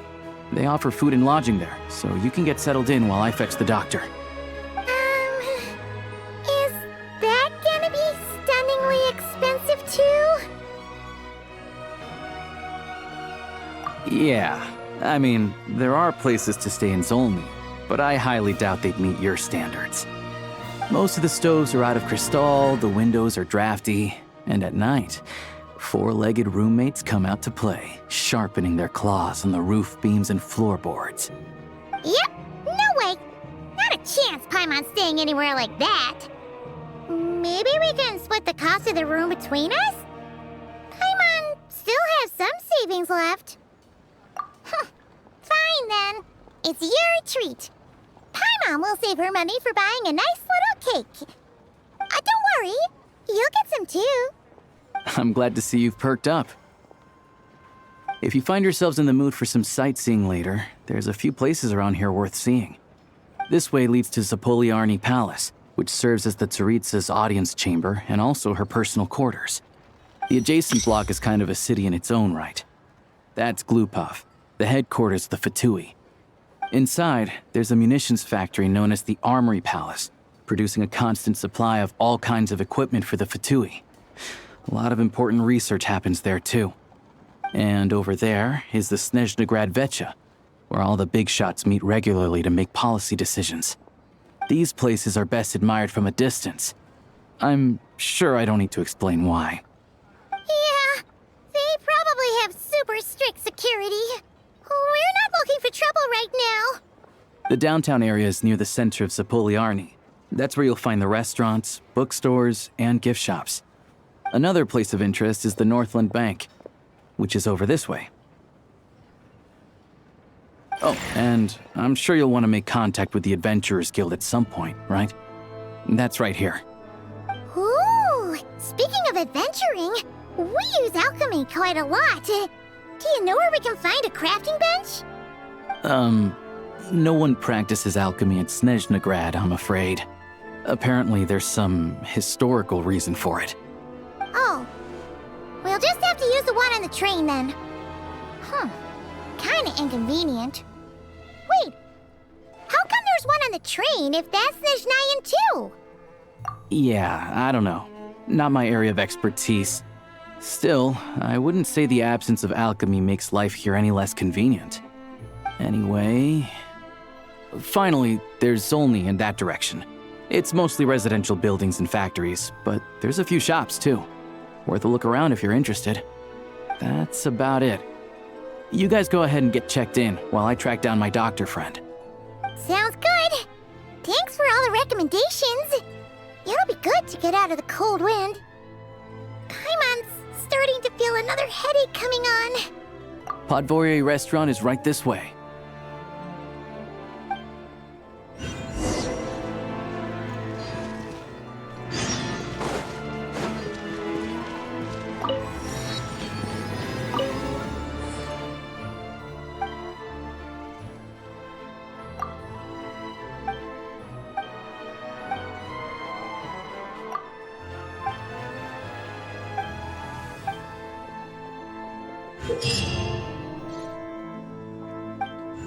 Add Ash.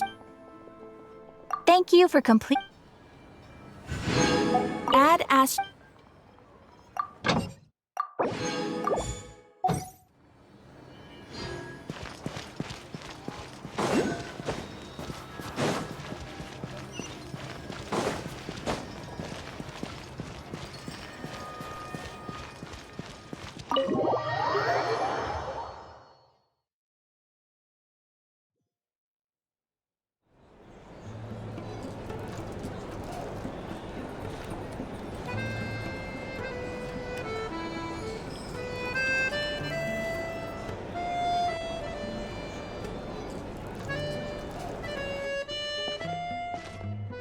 Looks like you get what you pay for, huh?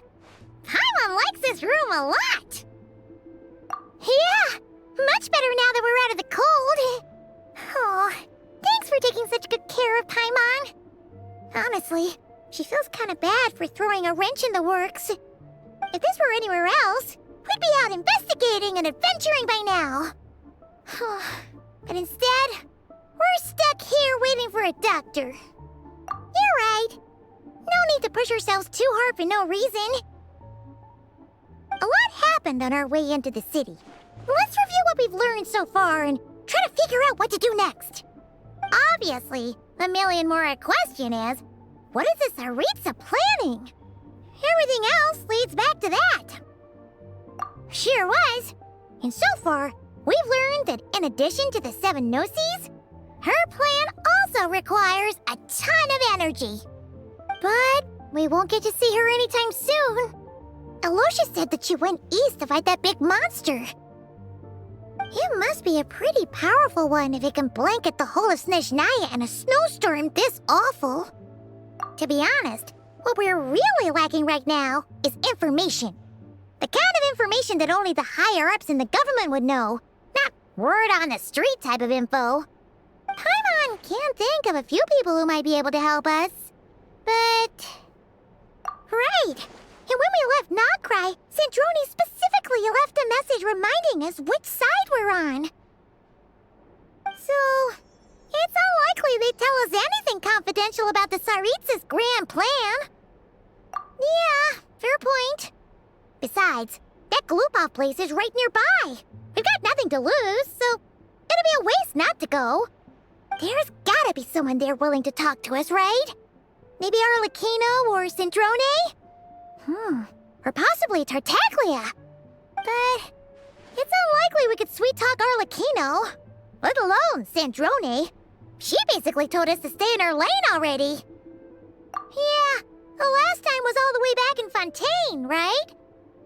Too bad we missed him in Nokrai. Apparently, he came to help out. Hello. Is there a traveler and Paimon in there? That's Alyosha! Come in!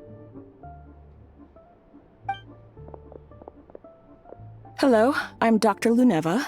Alyosha mentioned that one of you is feeling a little under the weather. I see. So you're my patient today, yes? And you're a fae, I presume? Good question. Paimon's not too sure either, but she's definitely not the same kind of fae as the ones we saw at the train station. Is that gonna be an issue? Not exactly. It's just, I'm used to treating human patients. Fae tend to be far more resilient than even the healthiest and most long-lived of humans. But don't worry, I do have some experience treating fae. I've even diagnosed plenty of cats and dogs in my time. Safe to say, I have a fairly eclectic range of expertise. It'll be fine. Paimon's basically the same as a human. Right? We're no different when it comes down to it, are we? That's just because Paimon knows how to eat. Now, please take a seat.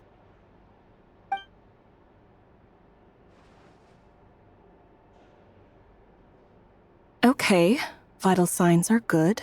Test results are all within normal ranges.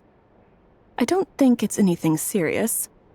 More than likely, you've just caught a cold. I can give you some medicine to tide you over, but as long as you rest properly for the next couple of days, you should feel better. Make sure to keep an eye on your temperature, though. If you find yourself with a persistent low-grade fever, or if your symptoms don't improve, just contact me again. Sounds like there's no cause for alarm. Thank you, Doctor. You're very welcome. Just doing my job. I'll leave you in peace now. Time to visit my next patients. Take care. You heard the doctor. Best you rest up here for a couple days. No sightseeing for the time being. All right, then. Guess we've got no choice. Let's just treat it as a short vacation. I have to get back to it. If you need anything else from the doctor or me, go to the Hunter Trade Station in Zolny. The boss there knows how to reach me.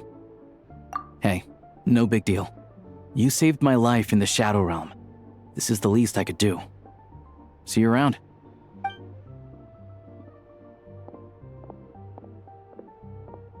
All right. Time to find Child and see what he can tell me.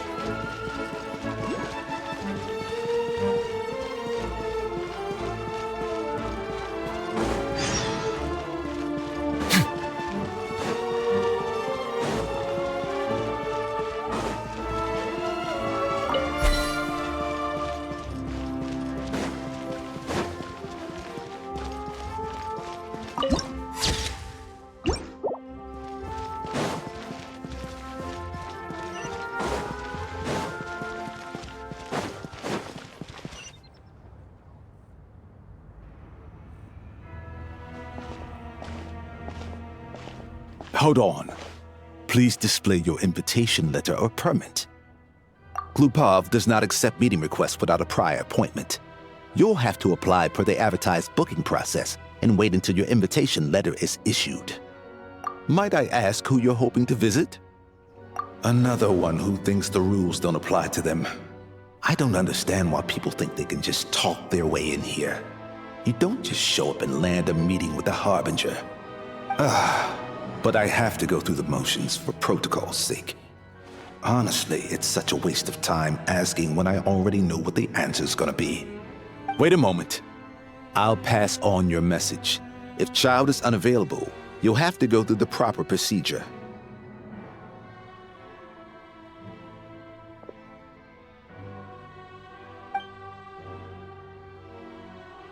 Lord Child is a busy man. He's probably not in Glupov at the present. If I were you, I'd cut your losses. No point waiting any longer. Even if you two are old friends as you claim, please understand that the Fatui Harbingers are often busy with their official duties. They tend not to stay in Glupov for extended periods. Next time, stick to the rules. You'll make life easier for both of us, Greetings, Lady Marionette. I'll take care of our guest here. It's her first time in Snezhnaya, so it's no surprise that she doesn't know the rules yet. I trust no choice words have been exchanged. No misunderstandings I should be aware of. No, Lady Marionette. No incidents to report.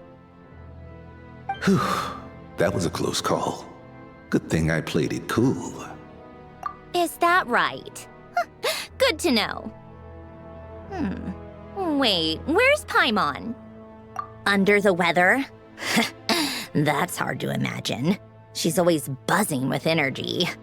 I take it she's still adapting to the climate. Happens to a lot of people. It's even colder here than in Nodcry. Has she seen a doctor? I can get you one if you need. All right then. Well, let me know if you run into any other problems. Why else? I was just about to sit down for some much-needed tea time when I heard that an old friend of Tartaglia's had shown up outside. No appointment, nothing. And, as obnoxious as it may be to show up uninvited at Glupov, I couldn't help but take pity on the poor soul who was waiting outside in vain. So I had no choice but to abandon my freshly brewed piping hot tea and come to see this mystery guest for myself. Well, I felt our time working together in Nodcry warranted some courtesy. I couldn't exactly let you freeze to death out here in the wind. Unfortunately, I can't invite you inside either. The rules of Glupov wouldn't allow it, and as a harbinger, I have to lead by example. On the plus side, Snezhnograd actually has some class, unlike Nasha Town. Torchlight Books has a very nice selection of teas and cakes, so we can catch up there. Your treat, of course. Because I already wasted one perfectly good cup of tea today. That's why.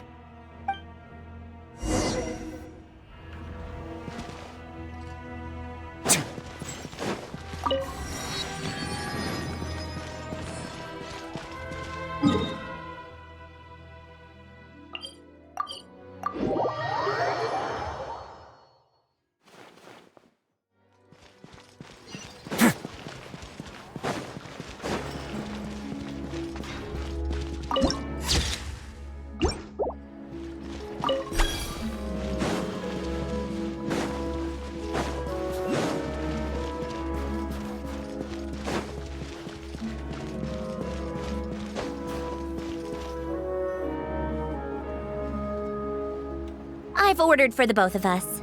No objections, I assume. I'm sure you trust my taste. Okay, let's get down to business. I'm guessing you don't actually have any urgent business with Tartaglia, per se. You just want information, right? Wanna take a guess? Of course you'd say that. You shouldn't underestimate Counselor Tartaglia, you know. That's right. I'm sure you've heard of the Snezhnograd Vecha by now. Well, he's busy preparing some paperwork for their next meeting. They'll be discussing yet another extension to Project Stuzha. It's basically all anyone cares about in the Vecha these days.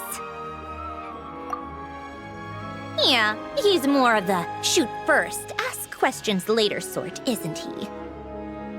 It all started with a very detailed letter that Capitano left for the jester, Pierro, before leaving for Natlan. In that letter, he detailed the future arrangements for his subordinates.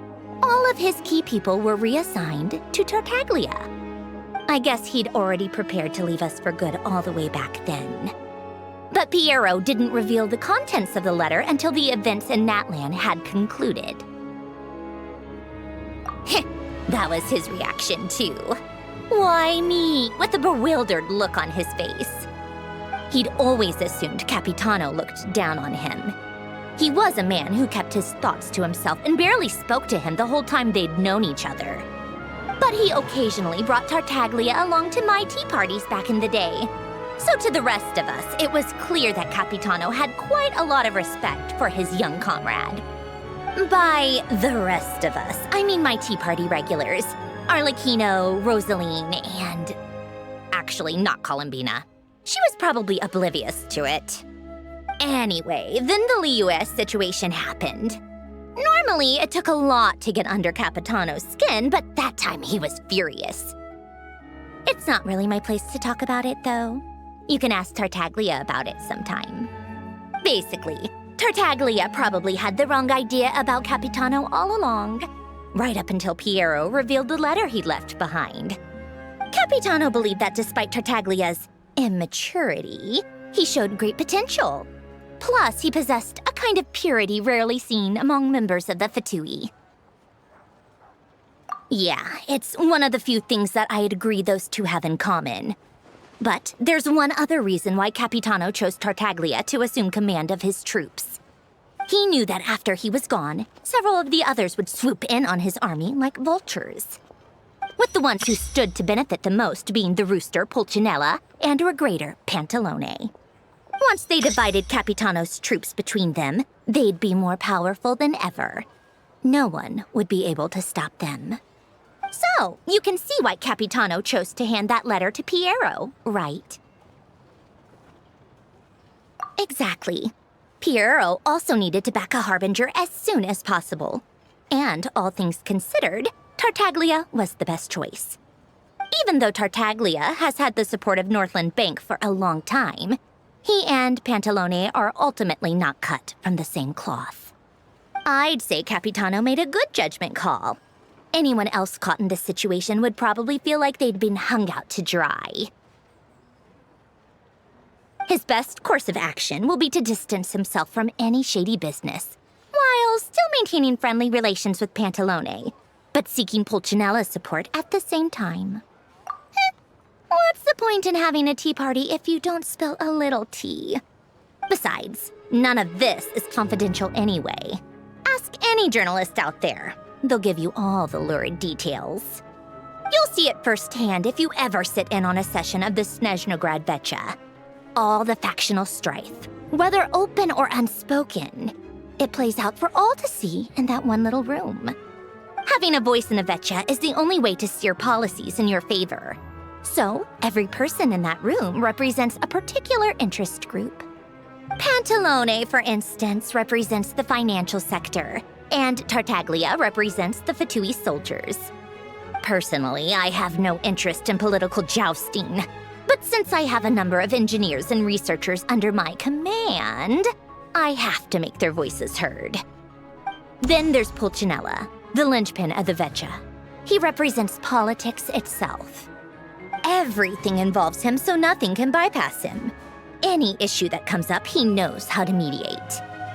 That's what the tsaritsa values most about him. I'm starting to see why everyone is so frustrated with the way things are, but also powerless to change it. A complex web of interests connects all parties involved, and the tsaritsa sitting at the top adds another layer of complexity. It must be nearly impossible to come up with a perfect solution. All right, I'm done carrying this conversation. Time for you to answer a question of mine. You must have known that you can get the info you needed from me. So why was Tartaglia the first person you asked to see and not me? Huh? Jealous? As if. Wait. Oh, I think I know what it is. Columbina passed on my message to you before you left Not Cry, right? I only meant you should be mindful of which side you're on. Is that actually why you didn't ask for me? Because you took that to heart? You... fair enough. It's not your fault. I blame all these politicians I've been hanging around with lately. Always beating about the bush when they talk. I guess it must have rubbed off on me. Anyway, just ask for my help next time, okay? Little things like this are no problem. Lady Marionette. What now? Can't you see I'm on my break? Whatever it is, just leave it on my desk. I'll look at it later. Sorry to disturb you during your break, ma'am, but I'm afraid it's an emergency. Isn't it always? I've told you before, fixing the tracks and transporting ice blocks does not constitute an emergency. The equipment in Svietlolaidovka is in urgent need of maintenance. With how the weather's been recently, we suspect that the cause is a buildup of snow, exceeding the maximum weight limit. The supports on one of the machines broke and fell, awakening a dormant beast and leaving many of the ice miners trapped in a nearby ice cave. Luckily, Odette's team was nearby and launched a rescue operation, but we're still facing a severe manpower shortage for both the rescue and engineering teams. I guess that's it then. Our tea party will have to end here. I'm the only engineer you'll need. Do you actually want to come with, or are you just saying that? Nice of you to return the favor. I'll have a couple of people look after Paimon. They can let her know that you had to step out for a while. Given how urgent this is, I'm sure she'll understand. And honestly, I'd rather have your help than anyone else's. Between your skills and experience, you'd be reliable help. Then let's go. You, take 2 people to Podvorye restaurant. Find her room and watch it like a hawk until we get back. If anything happens to Paimon, you'll be answering to me. Yes, Lady Marionette.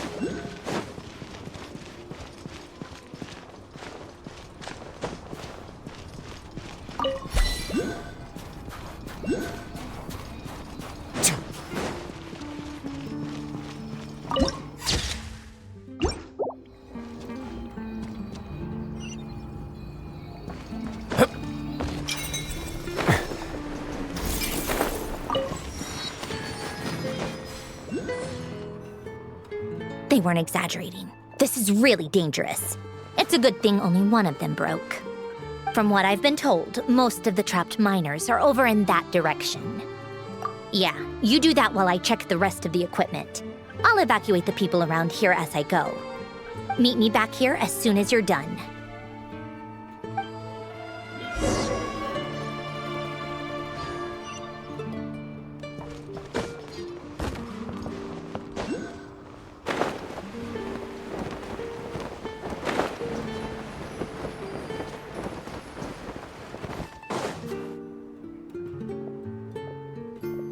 I have to be getting close. Don't go any further.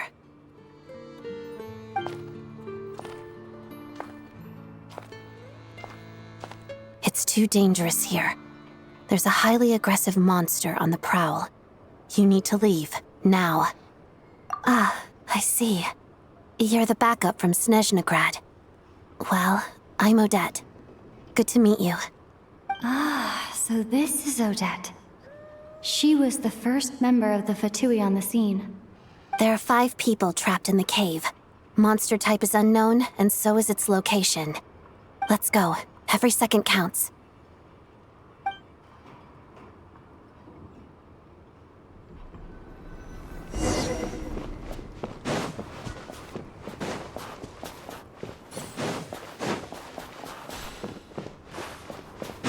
Careful. Something's moving.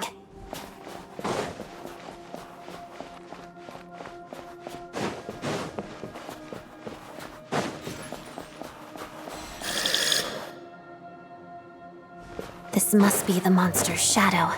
Looks like a tough opponent. Shadow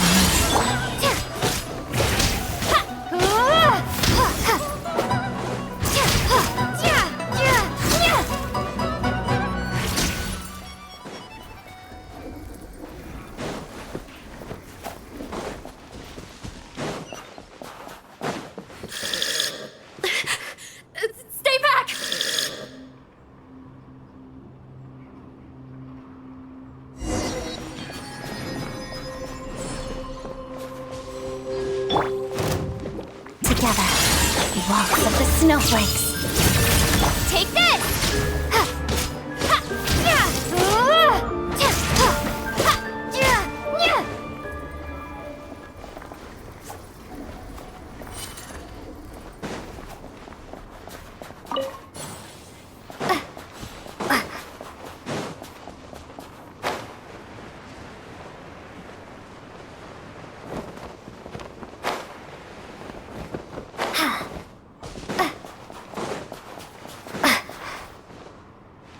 I see them. They're right behind the monster. The monster seems very agitated. It could attack at any moment. Let's make the first move. Lightning Slash! Thunderclap!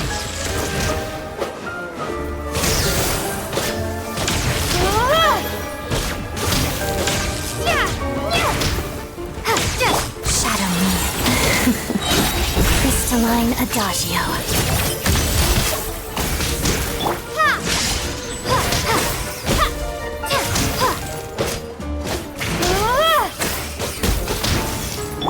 Together, pas de deux.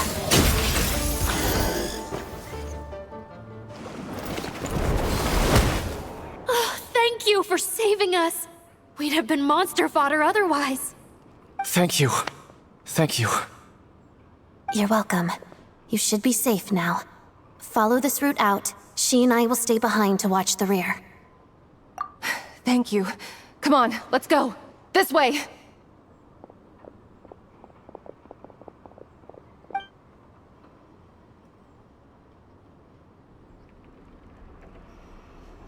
I've searched the area. Pretty sure the monster made a tactical retreat. Yeah, but with us here, it won't be coming back anytime soon. It may be small, but don't be fooled. It's a ferocious beast. People are just food in its eyes. It's lucky we got here when we did. The trapped miners have been successfully evacuated. Time for us to leave. Wait, this place... There's something unusual about it.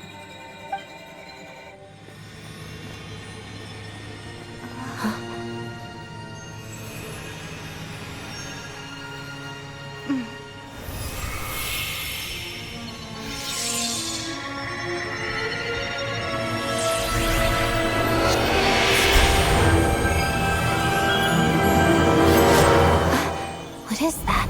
I don't know. It's back? Guess it has family.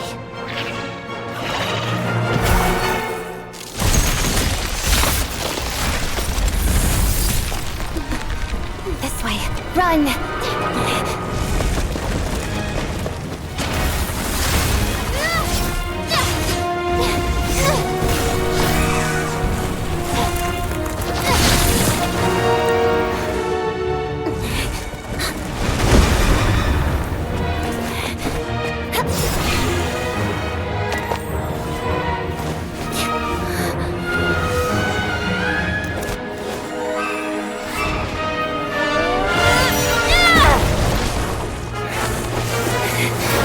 Thanks. Let's get out of here.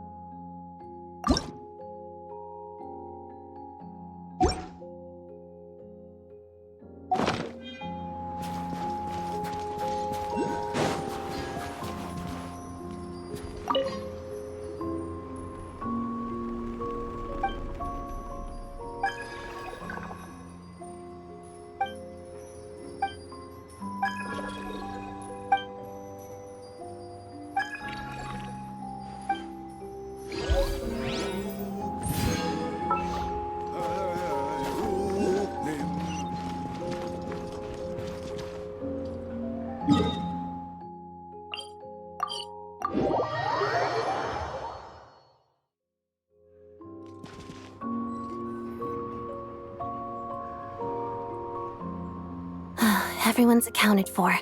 We managed to rescue them all. We also placed a sign at the entrance to the cave, warning people to stay away. You really held your own today. I still don't know your name. Don't think I've seen you before. I'll remember the name. All right then. See you around. Hello, Lady Marionette. I hear the rescue operation was a great success. I knew I could count on you. What brings you here, Odette? Here for a performance? No, a Fatui mission. I happened to be nearby and heard the crash. She hasn't introduced herself then. Odette is the prima ballerina of Snezhnograd. She's quite the celebrity. If you ever hear people mention the two crowning jewels of the Korolievsky troupe, they're talking about Odette and the prima donna, Vodianitsa. On top of that, Odette's also a rising Fatui star. It's looking likely she'll inherit the title of the Fair Lady. She learned all her combat skills from Rosaline herself. Used to be one of her most valued subordinates, too. You flatter me, Lady Marionette. If she's Rosaline's protege, that makes me... never mind. There's no need to bring it up. No point making things awkward. How's progress on your end, Lady Marionette? Equally successful. I finished reinforcing all the equipment. Took me a little longer without Polonia's help. But the outcome is the same, of course. Even if the heavy snowfall summoned by that monster lasts for another 3 months straight, this equipment won't give way. All right, now that we're done here, it's time to get out of this blizzard. Sure, but Snezhnograd will send someone to investigate and draw up a relief plan. And I guess I'll have to write the incident report myself this time, since it involves a mechanical malfunction. First, Pantalone needs to approve the budget, then Pulcinella has to sign off on the plan. Once they've argued it out and reached a compromise, we can move forward. That's the rough process anyway. Could take anywhere from a couple of weeks to a couple of months, depending on how smoothly it goes. Yup, nothing we can do about it. There's a whole stack of incident reports like this back at the office. The snow has eased a little for now, but there's no telling when that will change with that monster still at large. Fuel for heating is in short supply, and relief is weeks away. There's no immediate threat to life, but still, it just feels like there should be a better way. Hey, quit daydreaming. Let's get back to Snezhnograd. When did you get a new sword? I found it in a cave. It handles pretty nice.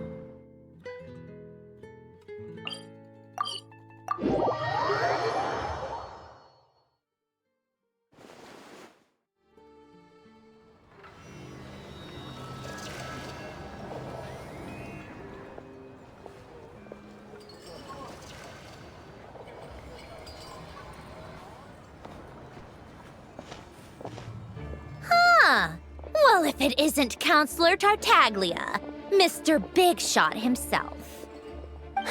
Go easy on me, all right? I'm still recovering from the interrogation the real Big Shots put me through. Hey, comrade, it's been too long. I heard you came looking for me earlier. Nicest surprise I've had in a while. Good to see you too, Odette. I'm guessing you guys just got back from Sviatlo-Lajdovka. How'd it go? Crisis averted? It went fine. How about you? Any new developments? Not really. Same as ever. Growing opposition to Project Stuzha, and the usual rebuttals are starting to ring hollow. The results of the mock vote were pretty dire. Pulcinella was fuming. I've never seen the old man so angry. That's not good news. It takes a lot to rattle him. Yeah, obviously if push comes to shove, there are ways to crack down on dissent. But... Sorry, I have to ask something.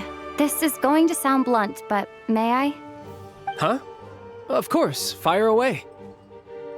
It sounds to me like everyone's tearing their hair out trying to figure out how to deal with opposition to Project Stuzha. But what exactly is this project's purpose? And how can it be so important that even people like you two refuse to stand up for the ordinary people of Snezhnaya? Interesting. I gotta hand it to you, comrade. You sure don't mince your words. Excuse her? What does she mean? Refuse to stand up for ordinary people? Oh my gosh. How does she dare speak to the Harbingers like that? Are you interrogating us now? It's okay, Sandrone. Let me explain. I think I understand where she's coming from. If I could, I'd take your side right now. In fact, my position's very similar to yours. I've only held back on casting a dissenting vote in the Vecha because the tsaritsa would never let me get away with it.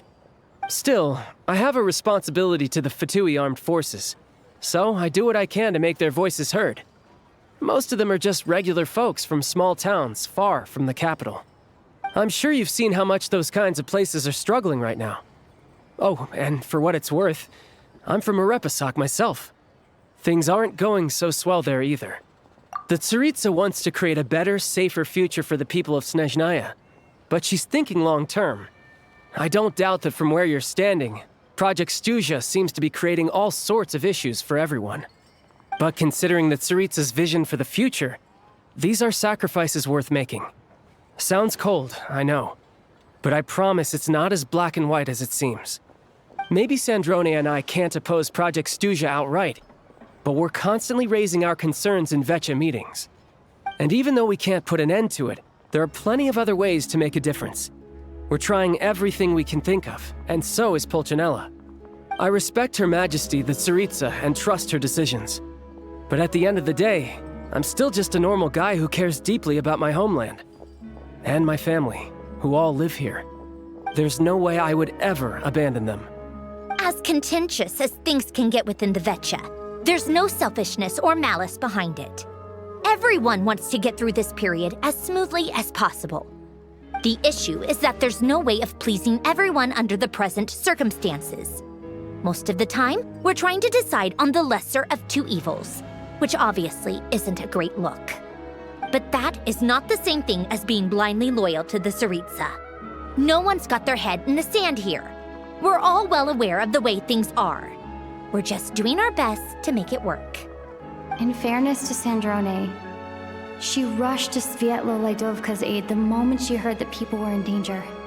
And even Tartaglia, who used to only care about the thrill of the fight, is clearly doing his best to rise to the demands of his new role as counselor.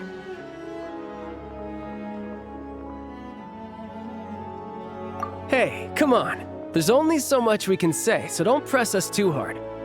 Look, I know how untenable the tsaritsa's position looks if you don't understand her motives. Maybe you've heard already, but she's currently leading her army on a campaign to the east to defeat the monster that's been causing these brutal blizzards. Striking that monster down will be a significant step in dealing with the present energy crisis. As laser-focused as she is on realizing her lifelong ambitions, she's still putting time and energy into taking down this powerful monster. To me, that says a lot. If she thought Snezhnaya and its people didn't matter in the grand scheme of things, why would she waste her time on something like this? Thanks. I meant every word I said, though. I wasn't just trying to placate you. I've already done more than enough diplomacy for one day. I still think this adventurer raises a very important point. Our two Harbingers have made their positions very clear. But there are many others in the Vecha who must feel trapped and forced to vote against their conscience. I think it's a very valuable quality to be willing to speak one's mind, despite the risk of offending powerful figures. You can say that again. I highly doubt we'd feel the need to explain ourselves so much if we didn't know you so well. Forgive me, adventurer, but might I be so bold as to ask about your background? How is it that you can converse so openly with two Harbingers? Oh, haven't you been properly introduced? Easier said than done. I like to think I'm not the kind of person who goes around busting open people's old wounds. I've only learned her name so far, and no details of her experiences. Is something wrong? Uh-oh. Is there no avoiding the subject of Rosaline? No, it's just... All right. I guess there's no getting around it. This is the world-renowned traveler who helped resolve the storm terror threat in Mondstadt, cleaned up after the mess I made in Liyue, and then went to Inazuma, where there was a duel before the throne in which the traveler defeated Rosaline. Oh. I'm sorry.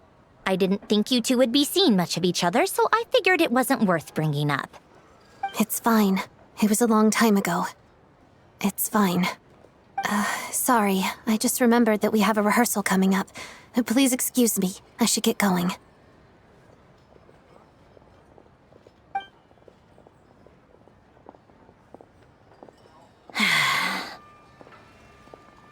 I've mentioned this to you before, remember?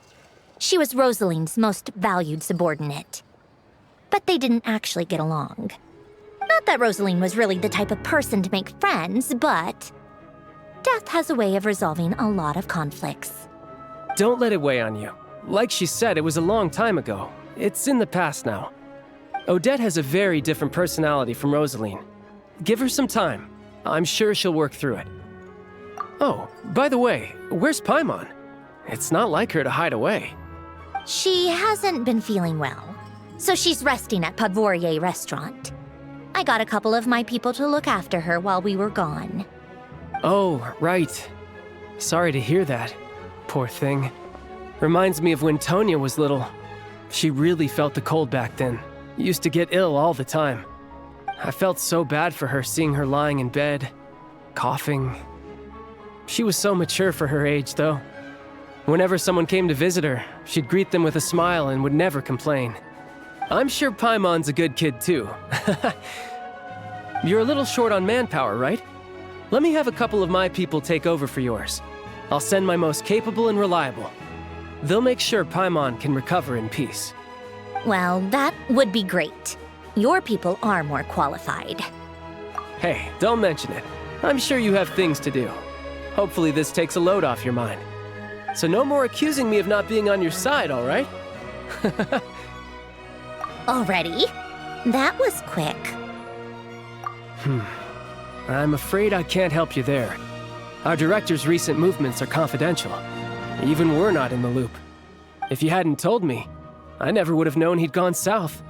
I assumed he'd been in Glupov this whole time. Well, I guess I'd better go sort out Paimon's security situation. I have some other work to catch up on at Glupov anyway. Me too. I have an incident report to write up. Let's leave it there for now. I guess everyone's in a difficult position.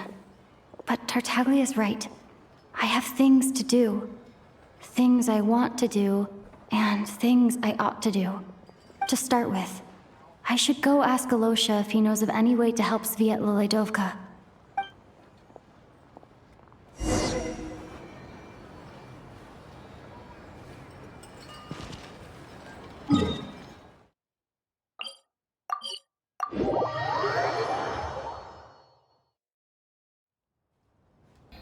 How strange. This sword seems to be vibrating of its own accord. It's a very faint vibration, but it's getting stronger as I get closer to the statue of the Seven. Does this sword have some connection to the statue? But all it does is vibrate, even when I touch it. That place I got this sword from was definitely out of the ordinary. Maybe I should try channeling the power of cryo?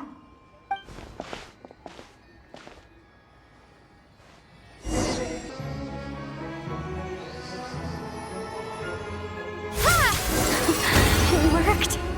There really is something special about this sword.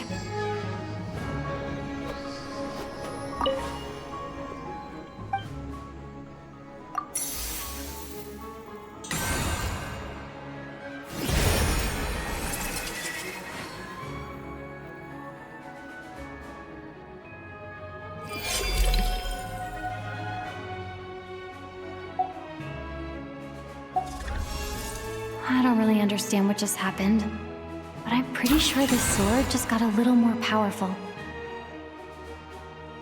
I'll have to try the same thing again when I come across another statue of the Seven. In the meantime, I'd better go find Alyosha.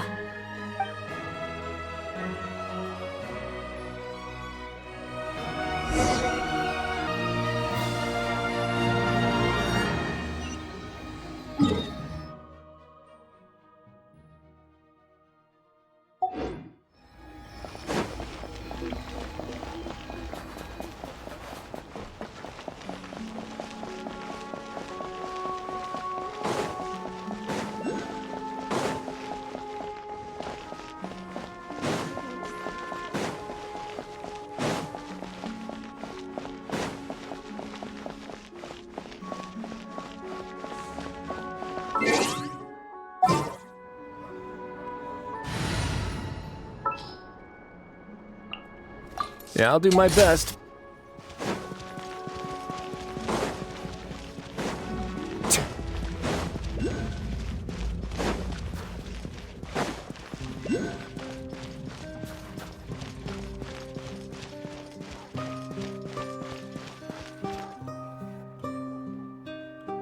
Hello there. How can I help?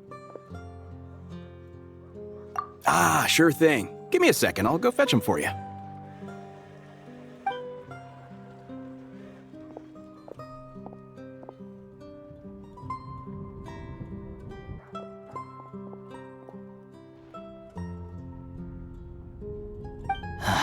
It's a familiar story. I've had similar experiences. Although Snezhnagrad doesn't deliberately delay or withhold relief, those first few days of waiting for help are always the hardest. It's a fundamental contradiction. If emergency relief can't be delivered in time, what's the point in even calling it emergency relief? Not necessarily. I think there's a good chance that Kresnik Crystal from Stratomoros will start flowing into the market. When we resolve Stratomoros' energy issue, it's like we open the floodgates. A huge backlog of crystal is now available to the townspeople. There's no way they can use it up at once. A lot of them will probably stockpile it and slowly work their way through. Probably a good idea, since energy prices are only going to keep rising. But there will always be people who urgently need more. Exactly. At the current prices, selling crystal is an easy way for an ordinary person to make a fortune. Hey boss, how much do I have left in my account? 1 second, let me check. So, you're planning on buying the crystal out of your own pocket? Yeah. I don't know if I have enough, so I'll chip in a little extra and buy as much as I can afford. No, it's fine. You're new to Snezhnaya, and you have your own living expenses to worry about. Besides, you're already providing the train. Here's your Mora. See what you can find at the market, but I doubt there'll be much crystal left. Yeah, well, can't hurt to take a look. Let's see. Huh?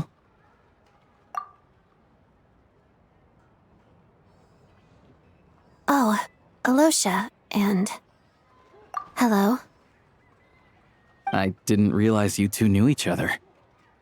Yeah, I take on some odd jobs in the city to supplement my hunting income. Sometimes I work as a cleaner or prop hand at the theater where Odette is one of the big stars, so I've met her a few times. When the weather's as bad as this, it's better for a hunter to adapt than to keep looking for game. Yes, and we sometimes need extra help.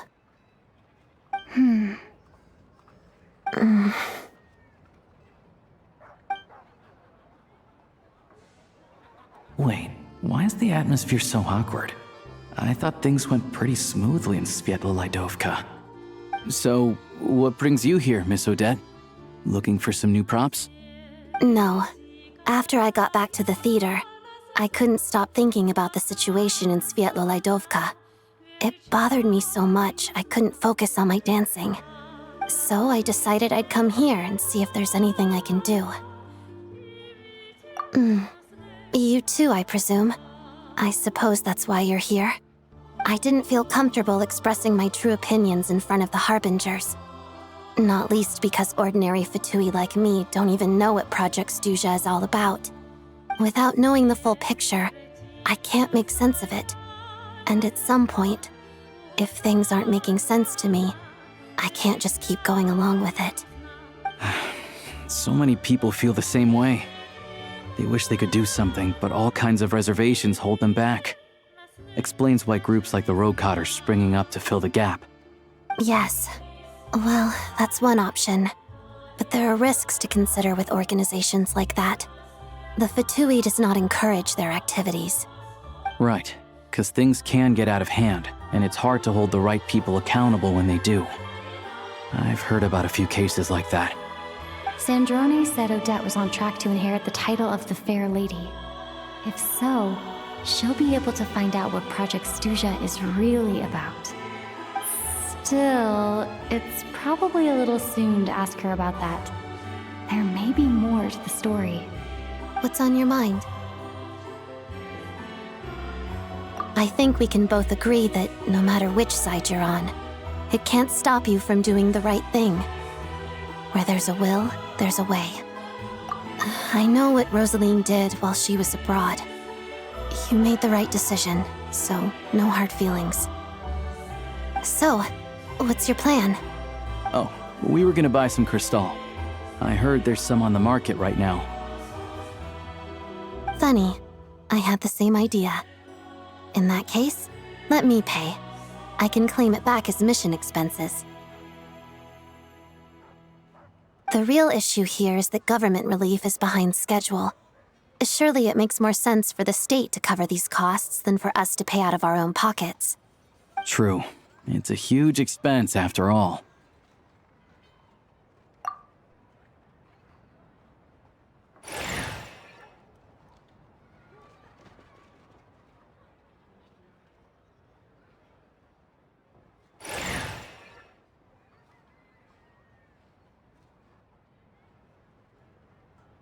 Let me see. I'll take it all, please. And I'll be needing a receipt. Right. Choose mission budget under the expense category, but be sure to specify emergency rescue operation in the description. Otherwise, the normal reimbursement limit will apply. Let's book this train. Regulations say that if we need to transport Kresnik Crystal during Project Stuzha, extra carriages can be added 1 hour before departure.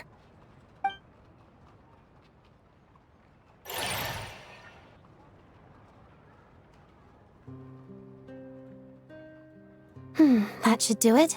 The train will be escorted to its destination by Fatui guards. This is my first time seeing you handle Fatui affairs, Miss Odette. It seems you're as skilled an officer as you are a dancer. You flatter me. It's only because I've been doing both my whole life.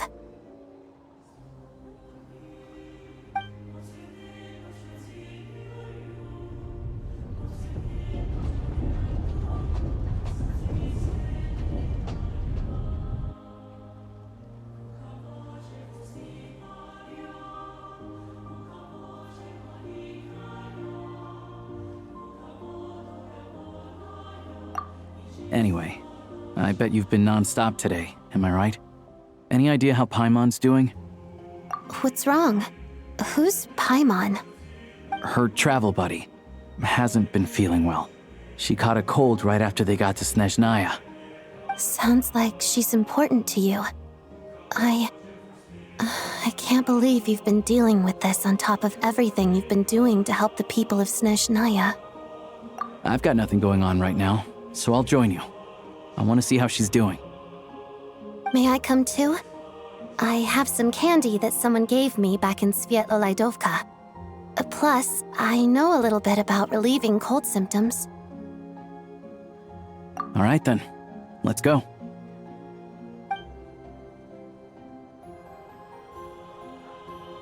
I still don't know what the deal is between these two, but at least the tension seems to have vanished.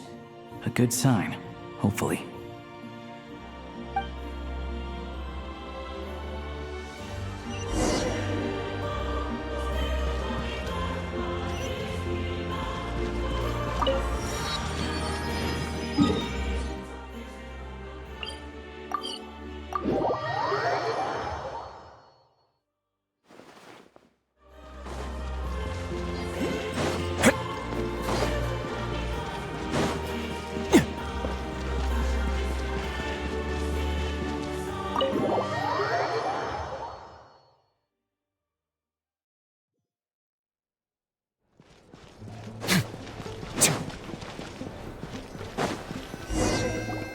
Hello. Sorry, but there's a sick person recovering in this room. Can I help you? What happened? Oh, please, excuse me. Are you the Traveler? Could I take a quick look at your Adventurer Handbook? Master Child said I should verify your identity.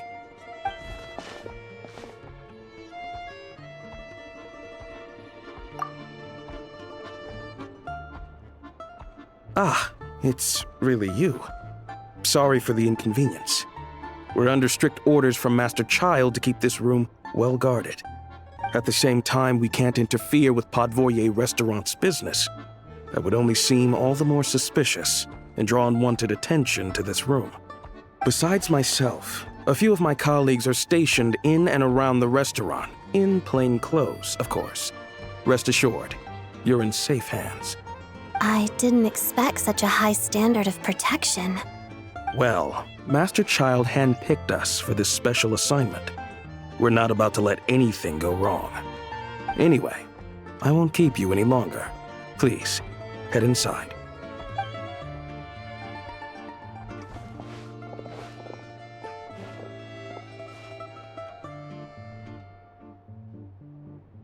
Traveler! Alyosha, you're back! Oh, hey! Who's our new friend? Hi, I'm Odette. The Traveler and I crossed paths a few times. Another friend from the Fatui, huh? You're practically a member yourself by this point. Paimon's definitely on the mend. We should be back to our usual travels in a few days' time. Seems like that doctor was right. It's just... Paimon's limbs are still feeling a little chilly. I have just the thing. Whoa! What's this? Is that a flame inside an ice cube? Wait, is this real ice? How's it not melting? And how does the fire keep on burning? All keen observations. You're right. This is called core ignis. Whenever I've caught a cold in the past, I found I recover much more quickly if I place this by my bed. You're welcome to borrow it. Awesome! Wow! It's so nice and warm! Oh, it's like magic. Your name was Odette, right? How did you two meet again? Looks like she's in pretty good spirits. That's a relief. Any progress with your investigation yet? No surprises there, I'm sure. They're not likely to let anything slip. The Rokad, huh? Let me think. Members of the Rokad keep their true identities hidden, but I think there might be someone I can introduce you to. Leave it with me. Meet me at the Korolyevsky Troop tomorrow, and I'll tell you how it goes. Would anyone like a drink? I'm gonna head to the bar. Paimon will have... maybe some hot milk? Yeah. Paimon's in the mood for something warm. Enough with the secret chat, you two. Let's catch up properly in a minute. Paimon wants to know everything that's happened today. It'll be kinda like Tabletop Troop. No reason why listening to a story can't be an adventure.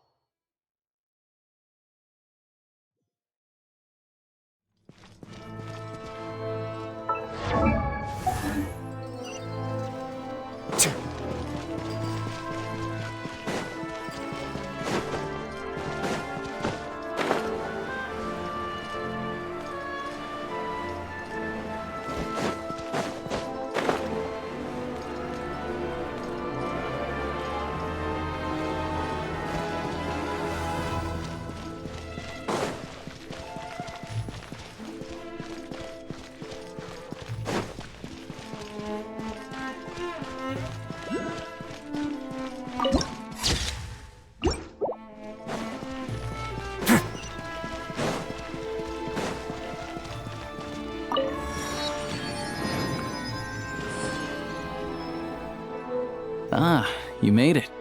I've got some tickets, and I managed to set something up with the Rokot. It'll have to wait until after the show, though. Happy to stay and watch? I doubt you've seen the Korolyevsky troupe on stage before. Pleasure. Here, this is the way in.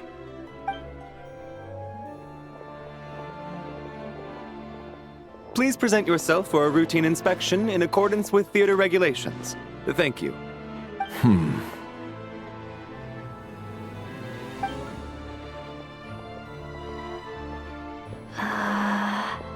Is that guy with the fatui? Looks like he's waiting for something. Okay, all done. Thank you for your cooperation. Please proceed through to the theater.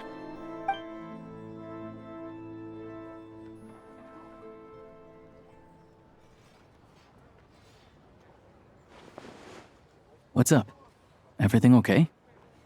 Snezhnaya's business and political leaders are always passing through here, so it makes sense that security's tight. Still, it's a little unusual to see the Fatui's Armory Palace guard here.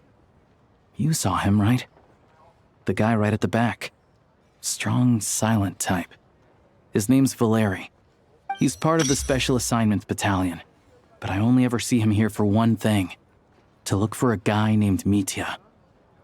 Supposedly a researcher, though he never seems to put much time in at the office. The theater is one of his favorite places to hang out when he's playing hooky from work. But that's not for us to worry about. Let's go. The show's about to start.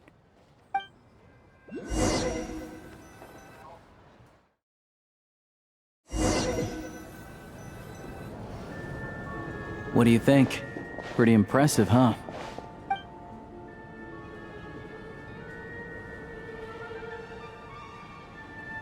Oh, the one in Fontaine? I hear it's iconic. Never seen it for myself, though. Here we are, just in time. Sorry, coming through.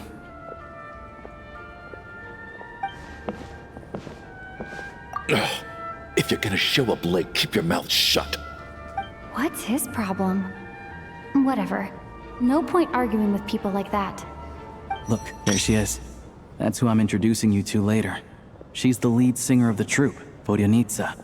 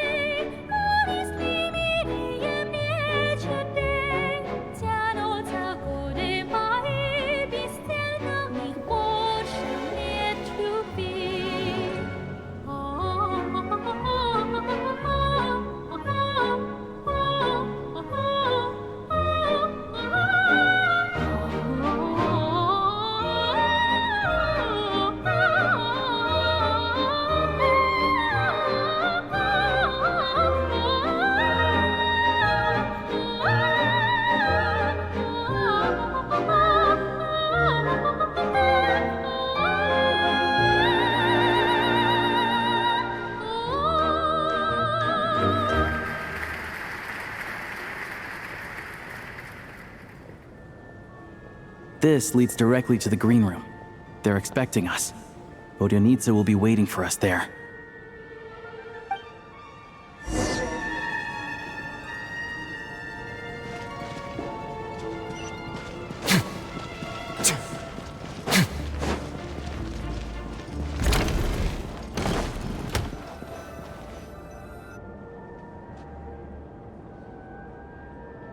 Hey there. Excuse me. Can you believe it? I am so mad right now. Come in. Oh, it's you two. Huh? You know each other? Oh, wait. Is this who you were telling me about? The one you met yesterday and couldn't stop thinking about? I never said that. Yes, you did. Why are you denying it? It was right before I went on that rant about the moody factory owner. Oh, I remember it so clearly. Might I ask what brings you two here? Oh, I just brought her here to see the show. And when it finished, she was full of praise for Vodyanitsa's performance. So I thought I'd try my luck, see if we could get the chance to chat for a bit. Maybe get an autograph? You work here. You of all people ought to know that's against the rules. It's not what the green room is there for. Oh, what's the big deal? Come on, don't be shy. I can give you an autograph. You can take a picture too if you want. Do as you please. I finished all my shows for the day. I'll leave you to chat.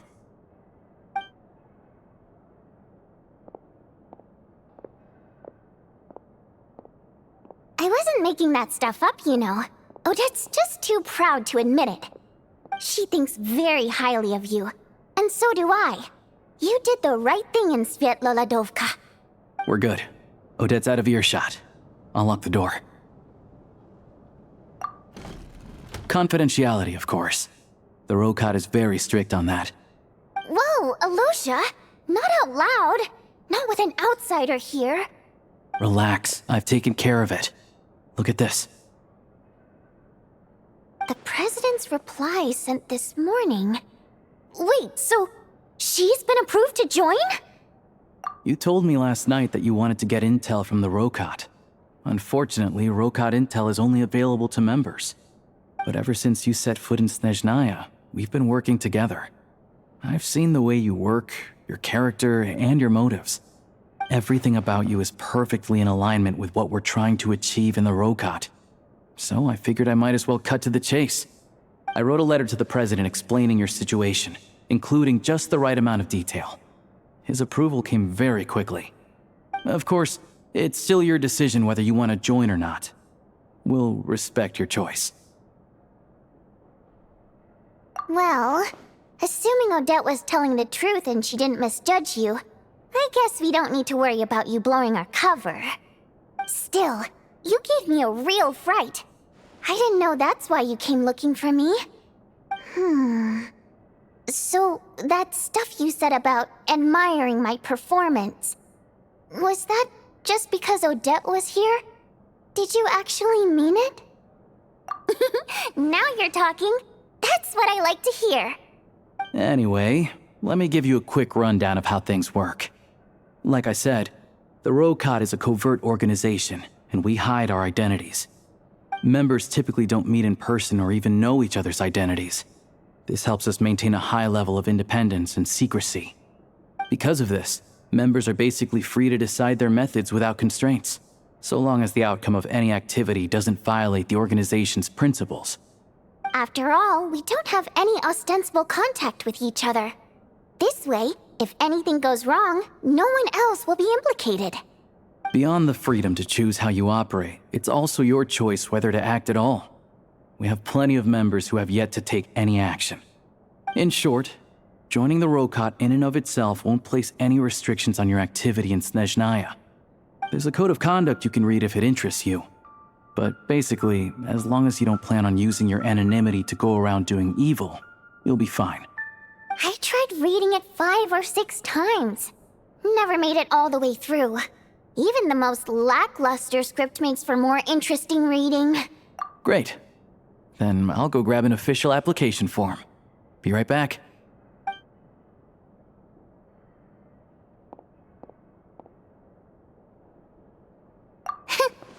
Well, Alyosha has this pet dog, you see. His name's Tagarin, and this one time, Alyosha brought him backstage. Tagarin took quite a liking to me, so I played with him for a little bit and fed him some treats. Then, the Rokot was out on a mission one day, and even though we were all in disguise, Tagarin recognized me right away. Just a coincidence, really. We didn't report it to the higher-ups, though, to avoid dealing with the fallout. Like my job at the theater, for instance. I really needed to make ends meet. By the way, what were you complaining about just before we came in? Did everything go okay with Chuganov? Everything did not go okay. That's why I was so mad. I tried to make some small talk with him before I went on stage to fish for intel about the Iskra manufacturing plant. But he wouldn't take the bait. No matter what I said, he kept dodging the question. And then he started complaining.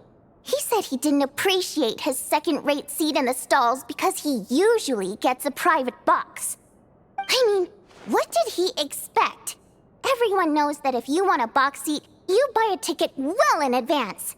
But instead, he sends me a letter the day before the show when we're practically sold out.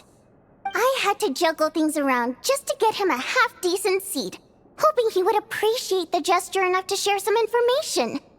But nope, he didn't give me anything. Yeah, meeting Chuganov in person has definitely been a disappointing experience. Oh, you probably don't know who we're talking about, do you? Chuganov was that older guy you were sitting next to today. I'm sure he didn't make a great first impression on you either. To the citizenry, he's a family man and a kind boss. But our interactions with him tell a very different story. It's one thing to ask for a favor, but he acts like it's his right. He always expects special treatment. Take the ticket situation, for instance. I've actually gotten him a private box in the past. But not only was he not even grateful, now he's acting like I've sold him short this time. Not to mention that he's never paid for a single one of his tickets. And another thing, if he's such a big family man, why doesn't he bring his wife and daughter to see the show once in a while? I've never seen them here, not even once. Calm down, Vodyanitsa. If you won't do it the easy way, we'll have to try the hard way. But first things first, here's your application form. Go ahead and fill it out.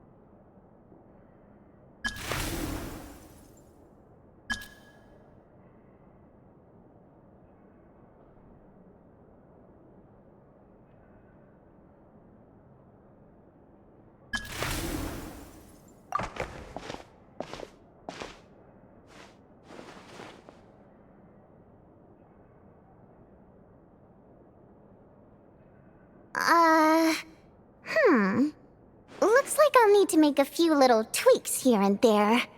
But other than that, you're good to go. We'll hold on to this for you. All right. Now that we're officially Rokart comrades, I can tell you. Chuganov is the target of our current operation. Recently, we've done some recon work at the Iskra manufacturing plant, which pretty much confirmed that their energy consumption is way beyond the legal limit. All we need now is some direct evidence to present to the Vetcha, so we can demand that they shut the plant down. That way, the Kresnik Crystal can be allocated to where it's needed most. I was hoping he might let slip during one of our chats, but he's too tight-lipped. We'll have to find another way. I'm meeting another regular theater goer tonight, Mitya. But Valeri's here too, and he's probably looking for Mitya, so he may end up being a no-show. Don't you worry. He must know how to dodge Valeri, or he wouldn't be showing up on time for every performance. Mitya is a renowned energy expert.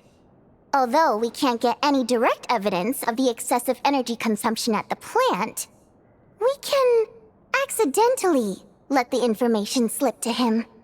The authorities should take someone like him seriously. So if he starts raising questions about energy use at the Iskra manufacturing plant, there will be a proper investigation. Also, we're not allowed on site, but he has clearance. So all we need is his cooperation. Yeah, so that's the other thing we're trying to figure out. Though I think we're far less likely to make any progress on that front. Still, I hear that Mitya is a bit of a chatterbox. So, who knows? Maybe if we catch him in the right mood, he'll let something slip.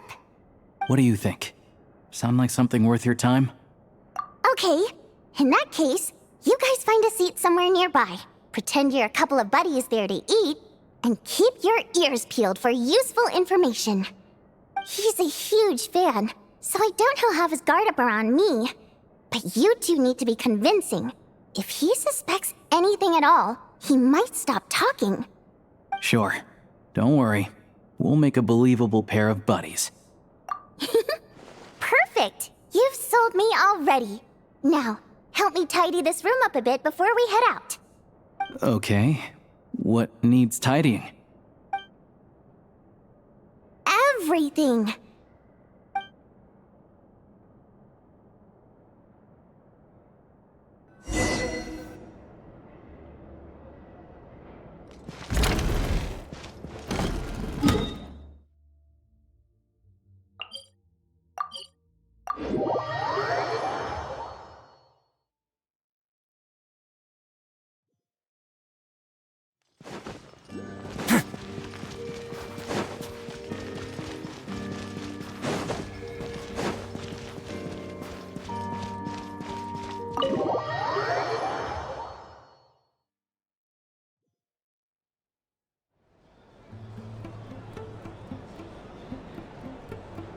We come here often, so we shouldn't stand out.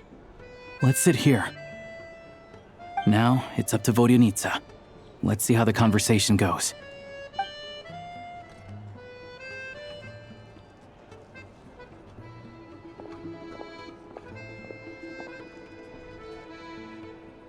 Mr. Mitya! Over here! Over here!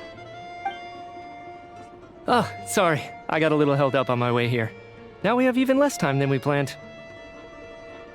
Go ahead and order some snacks and drinks, whatever you like. Let me see. According to my schedule, we still have 25 minutes left. You're really pressed for time today, huh? I was imagining this would be a leisurely chat. If you'd prefer, we can always reschedule for another afternoon when you have more time. No need. Getting to meet the lead singer is a very precious opportunity for me. I'm not about to pass it up. I've already had to decline your invitation several times because our schedules rarely align. If I don't grab this chance while it's here, who knows when the next one will come around? Well, it's very kind of you to make time just for me. I'm not too sure, to be honest. But Snezhnaya's full of weird and wonderful things like that, so people tend not to bat an eye. I'm sure the same will go for the Eye of Grey and Paimon. The reason I invited you out for tea and a chat today was to get some feedback from a true fan of the theater. Well, I genuinely have nothing bad to say. No matter how many times I hear you sing, it never gets old. It always seems fresh and new somehow. Maybe it's because the more times I listen, the more details I notice. Or maybe you simply improve with every performance, delivering it better each time. Thank you! I'm delighted to hear that. Could you give me any specific examples? Oh, yeah. The piece you sang today, for example. Beneath the Frozen River? Hey, what's with you? I'm just praising a good performance. I always used to find that such a bleak and lonely song. But the more you listen, the more you realize that it's not as cold and nihilistic as it appears. When you really dig down into it, there's a certain level where you're surprised by the emergence of hope. Wow, I'm impressed. I didn't expect you to pick up on that. Actually, I only tried out that angle after talking with a composer. Still, Beneath the Frozen River wasn't on today's program. Oh, really? But it's a classic. You sing it every time. Almost every time. Oh, well then. Let me say a few words about that other all-time classic, Flying in the Wind from the Mountain Sparrow. I didn't sing that one today either. My voice wasn't quite up to it, so I switched it out at the last minute. Oh, but, Sorry, Mr. Mitya, but you were at the theater today, yes? Of course I was. Remember? I said hello to all the troupe members before the show started. You, Odette, and the others. So what did Odette sing today? Elegy of the Snow-Winged Goose, of course. Correct. I see. I see. You find my singing boring, don't you? That That's why you don't remember a single song. Looks like I'll need to cut a few from the program next time. No, that's not it. I swear. All right. I'll be straight with you. I'm sorry. My mind was wandering as you took the stage today. I enjoy watching your shows because the exquisite performances stimulate the mind. It always sparks some inspiration for my research. So, whenever I get stuck at work, I come to the theater for a change of pace. Odette's dance during the elegy of the snow-winged goose today was simply incredible. It got me wondering what she's been going through recently. That look of sheer defiance in the face of utter tragedy? It was so inspiring. I started scribbling in my notebook right away.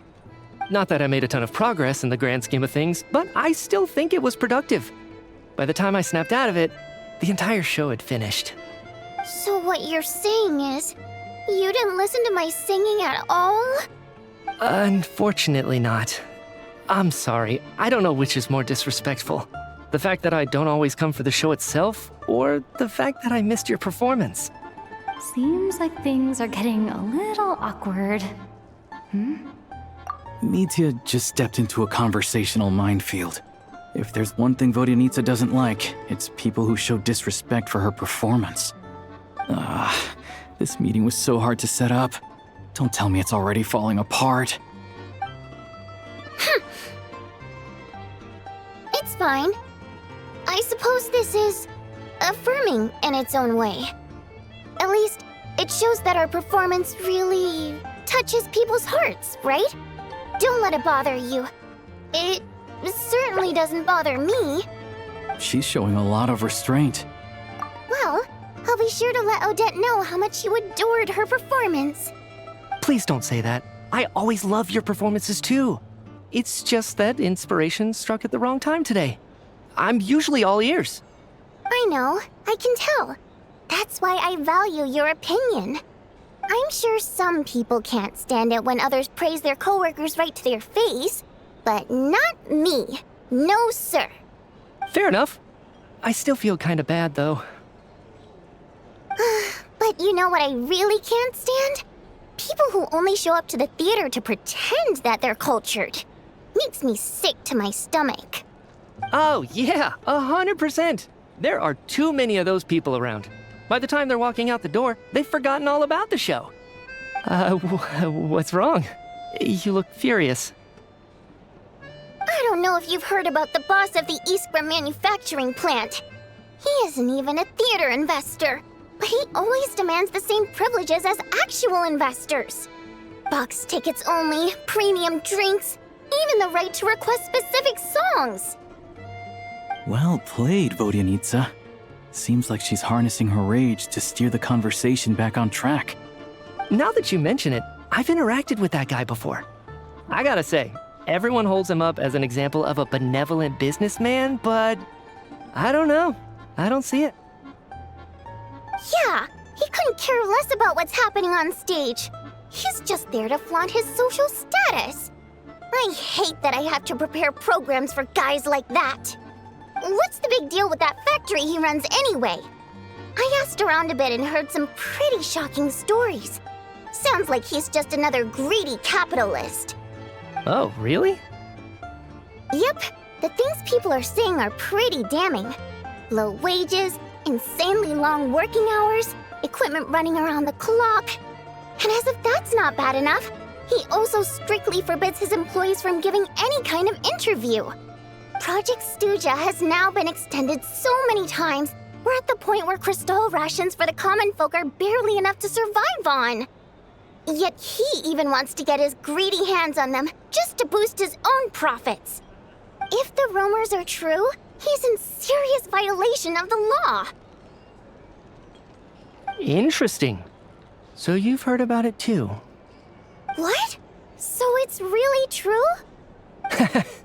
Who knows? I've only heard the same rumors you have. But there's no smoke without fire. The rooster's been coming down on us hard lately, demanding that we track and trace every single batch of crystal. My coworkers in the Department of Energy have been tearing their hair out over it. The rooster? I didn't realize he cared that much. Yeah. Even though there are no restrictions on crystal trading, the poor will wind up freezing to death if we let the rich buy as much as they want. That's clearly unfair. Looks like we'll need to arrange an investigation into the Iskra manufacturing plant as soon as possible. I never knew you kept up with current affairs beyond the theater, Miss Vodyanica. You really have a heart for the common person. Most Fae in your position have long been indifferent to the plight of humans. Well, those of us who choose to live in human cities are naturally going to pay attention to any significant upheaval. Isn't the rooster a Fae himself? I'm just surprised to learn that even someone with as much experience as him is getting so stressed out over Project Stuzha. What is the end goal of this project anyway? This is it. We're finally going there. I'm sure Mitya can sense on some level that she's fishing for information. But since their conversation is so relaxed, he might just let something slip. It's stressing me out too. If I'd only made better progress with my research, things wouldn't have dragged on this long. Oh, so your work is related to Project Stuzha? That's right. The Armory Palace needs a brand new energy source. Not the power of the Light Realm and not elemental energy. Right now, the only thing that meets the requirements is the power contained within stellar linchpins. But harnessing that power is costly. Each step of the process requires enormous amounts of Kresnik crystal, from extraction to quantification to attempts at conversion. Progress has been painfully slow, and the team is getting burned out as time goes by. Sometimes, I see people staring into space as if in a trance. Could it be that this new energy source has side effects? No, it doesn't affect us, because the energy is used for... Okay, I got it. Stop choking me. Sorry, I can't talk about that. I think we're all just exhausted. We've been working ourselves to the bone for so long with so little progress to show for it. It's no wonder people are struggling to stay motivated. Seems like I owe you an apology. I shouldn't have gotten so mad at you for not paying attention during the show. Don't worry about it. I count myself lucky, to be honest. I don't envy the people who work closely with the tsaritsa herself. I'd much rather be in my current position. At least I don't have to shoulder any major responsibilities. So they're trying to develop a completely new kind of energy. Yeah, censored by a scarf. Who would have thought? Oh, dear. It looks like my time is up. I'm afraid I have to leave. I'm so sorry. We ended up barely talking about the theater. That's okay. It was a pleasure chatting with you, really. Let's make up for it next time. Yeah, hopefully once the work pressure eases up a little, I'll be able to focus more on the performance, and then we'll have more to discuss. We touched on some confidential issues today. I'd be grateful if you could keep it between us. That could have gone worse. Nice job. Why was Mitya in such a hurry to leave, though? Sorry, routine inspection.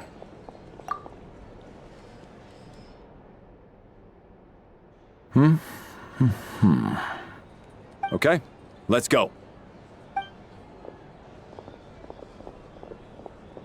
So he wasn't rushing to get back to work. He must have calculated that Valeri would find him here in exactly 25 minutes. That's frighteningly accurate. One of the main duties of the Special Assignments Battalion is to ensure that important figures stick to their schedules. All right, time for us to get going too. Excuse me, check please. We'll settle our check too, then. Oh, hello there. Mr. Mitya paid the check before leaving. He also asked me to pass on a message. He said it was an honor to share his tea break with Miss Vodyanica and her two friends. Wait. So he knew we were here all along?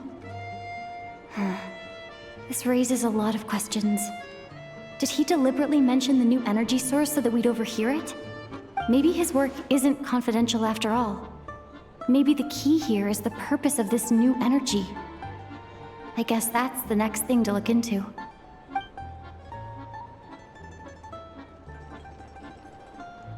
Vodyanitsa and Alyosha have both left. Time to head back and call it a day.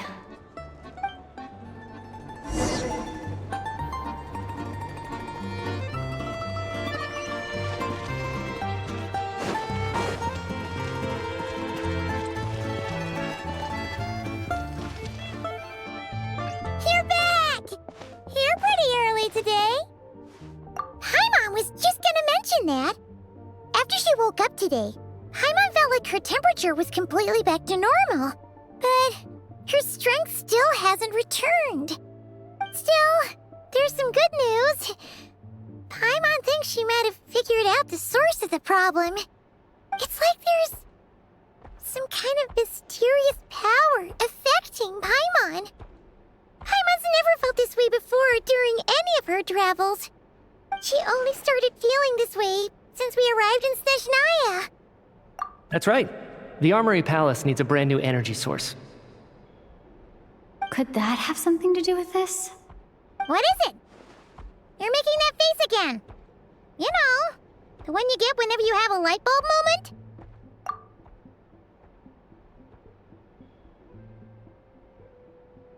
So, they're trying to develop a new energy source here? And you think that might be why Paimon's feeling unwell? Well, Media denied that the energy they're researching has any side effects. Although, he did say that people working on the project have been having issues with their concentration and short-term memory. And even so, those are completely different symptoms from Paimon's. It's pretty faint, so it's kind of hard to tell. But, if anything, it seems like it's coming from roughly the same direction as the Armory Palace. Sure, Paimon's with you there. But how, though? The robot only has a limited amount of intel. Oh, great point! They argue about Project Stuzha every day. If we could sit in on one of their sessions, we might pick up some new leads. Good idea! Oh yeah, while you were out, Paimon tried all the yummiest looking desserts in the Podvoria restaurant. This one seemed right up your alley. So, Paimon saved some for you. Come try it once you finish writing your letter.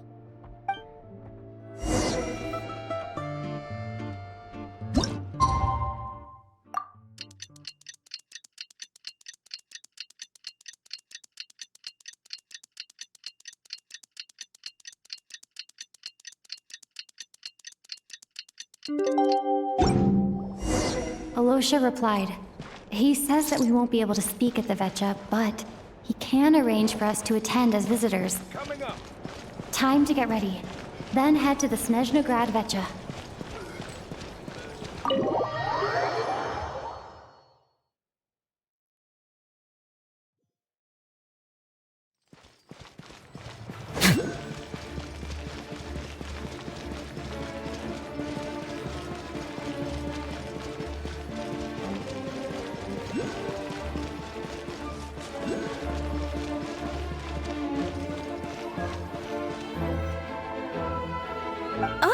Miss Vodyanitsa, prima donna of the Korolievsky troupe. What a surprise meeting you here. Will you be sitting in on a session of the Vetcha? Sorry, I'm not taking interviews today. Oh good, you're here. The session's about to begin. Let's get inside. Please wait, Miss Vodyanitsa. Could you introduce me to your new friend?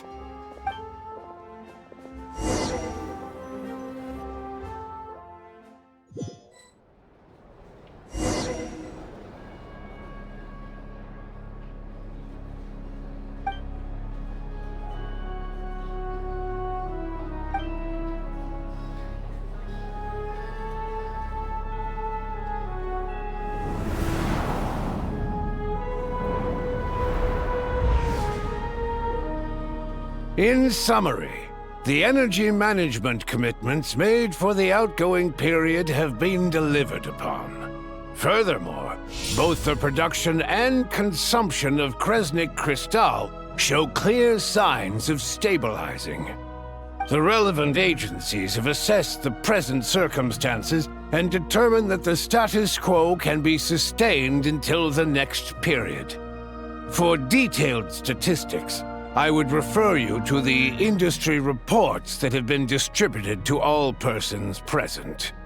It should also be noted that while the recent blizzards have led to a significant increase in people's energy expenses, this is strictly a short-term phenomenon associated with a remotely located monster.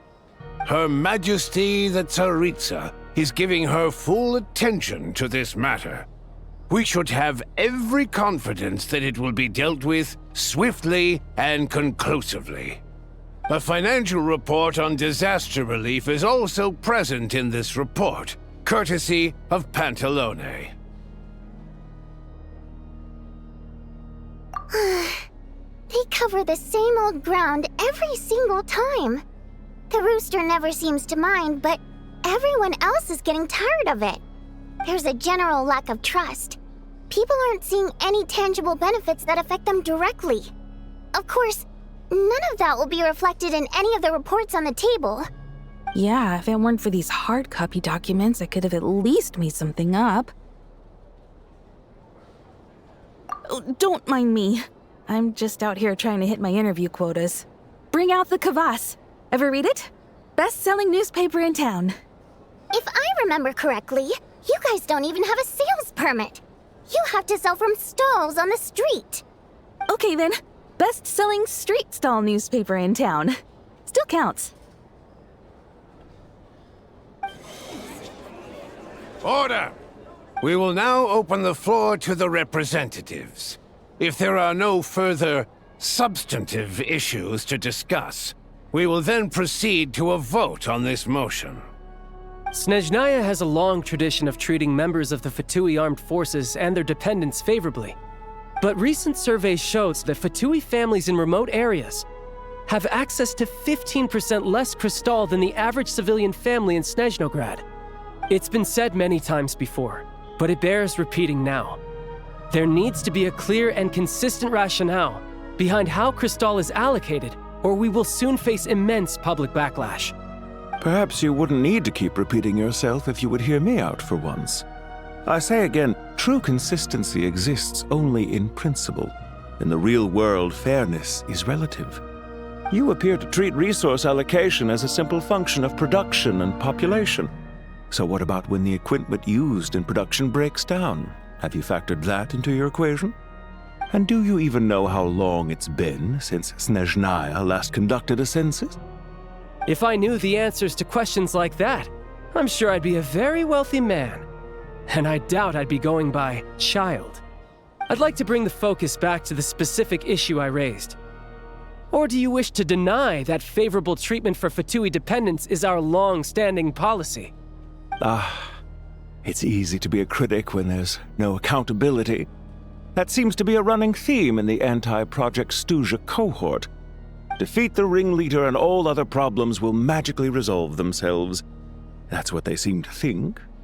But in case you aren't aware, not one jot in my report would change whether Project Stuzha continues or not. So you have no intention whatsoever of finding a solution to this problem? On the contrary, I'm the only one here who ever brings solutions. Child opened by speaking up for the armed forces. Regrator struck back with style and a war of words ensued.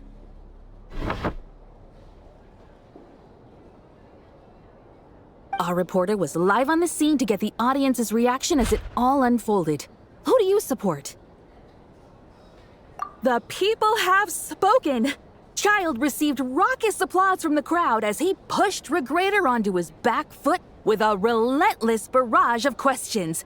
It had to be seen to be believed. Now you see why they don't have a sales permit. However this reporter wants to spin things, I haven't forgotten that Tartaglia was representing the Northland Bank when we first met in Liyue. So, surely their relationship can't always have been this strained. You two are getting off topic. Let's focus on what the data is saying. Mr. Pantalone, may I speak on your behalf? Oh, please do. I'm more than happy to save my breath. Crystal distribution policy undergoes modifications with each new period, the ultimate goal being to find the most reasonable method of allocation, which I believe is what Mr. Tartaglia also seeks. But I fear many may have been misled on this topic by extremist activists. To clarify, Project Stuzha is not the root cause of the problem. It is merely a framework for resource distribution.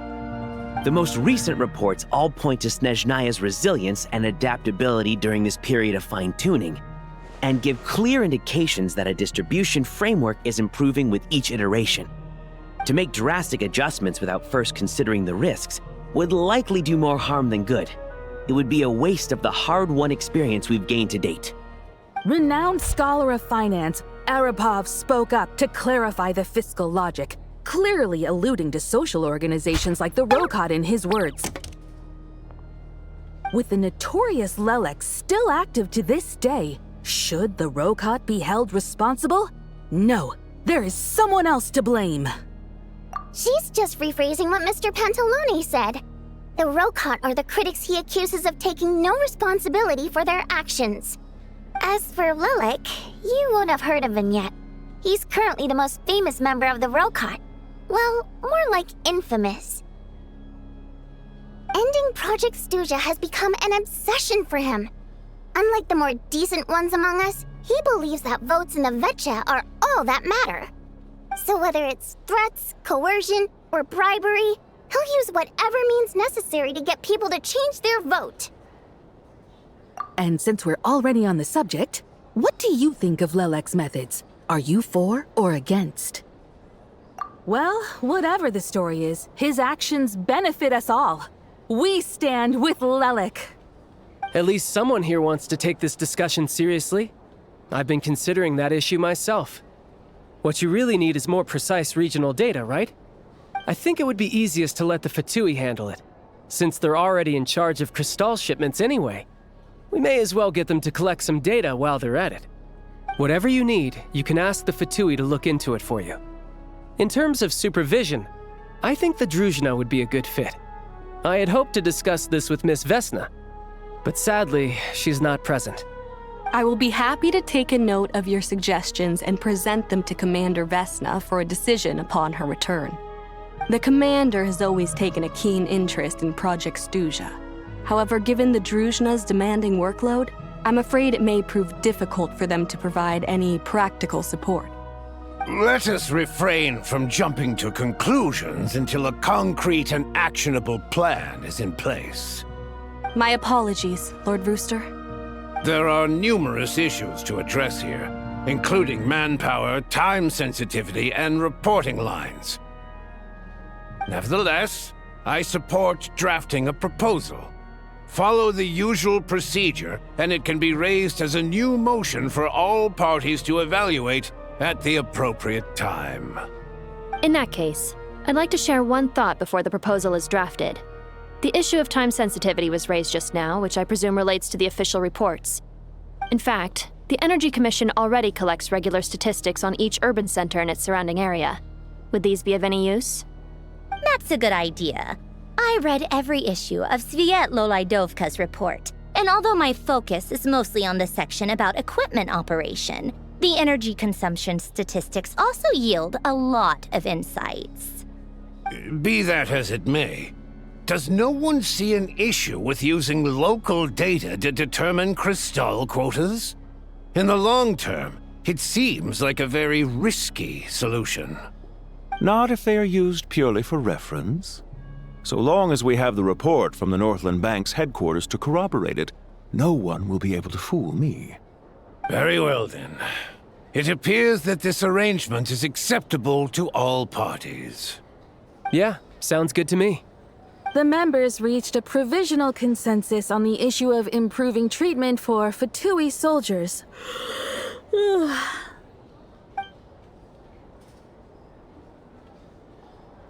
Today, the prima donna of the Korylevsky troupe attended a session of the Snezhnograd Vetcha in the company of a most charming young lady. The question on all our minds is, what is the true nature of their relationship? Write anything like that again, and I'm revoking your permission to interview the troupe. Got it?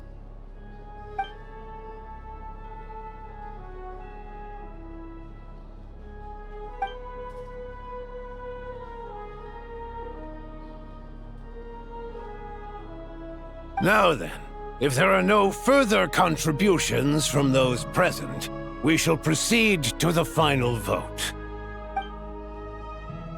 Hey, check it out! What made him vote against? Why now?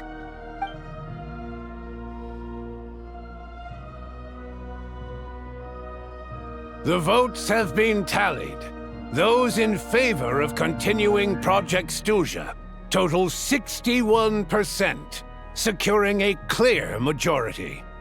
That was too close. The margin has shrunk yet again. Chuganov was a huge loss.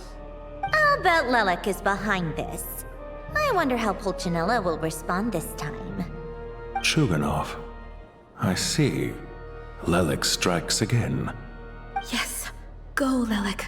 Once Project Stuzha is defeated, our unwavering support at Bring Out the Kvass will finally pay off when we make our comeback. I can taste our victory already! In accordance with the result of this vote, Project Stuzha will remain in effect until the next Vecha period. Finally, may I remind us all, we debate only for the greater glory and solidarity of our nation. May the aurora shine ever on, and the tundra always stand firm.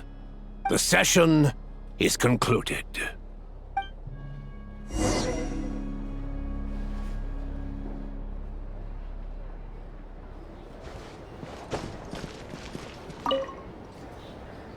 I have to say, I really wasn't expecting Chuganov to vote against Project Stuzha. Well, in principle, Snezhnaya's business and political elites ought to be the ones least likely to oppose it. As we heard, Project Stuzha is basically just a resource distribution framework that requires everyone to cut back during the winter. But even if the policy got cancelled, the tsaritsa's energy needs wouldn't suddenly go down. The extra demand from the public would have to be filled from somewhere. So logically, the factories would have to take the hit. I got a letter from Mr. Mitya just before today's session. He said he's confirmed that there are issues around overtime and excessive energy consumption at the Iskra manufacturing plant. In a situation like this, once the rooster receives the report, he'll order the factory to halt production and submit to an investigation before issuing a penalty. But that's a week-long process, and thus didn't make it onto the Vecha agenda this time. I don't think he suspects anything so far.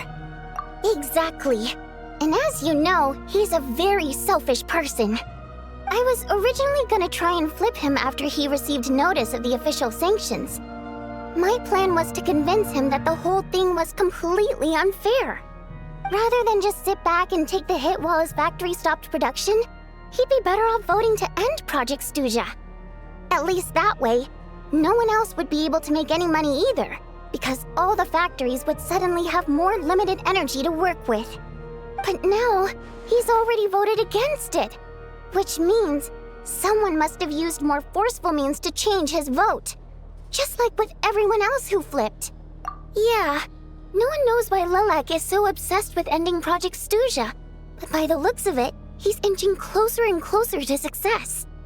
Lelek must have strong motivations, given how he'll stop at nothing to achieve his goal.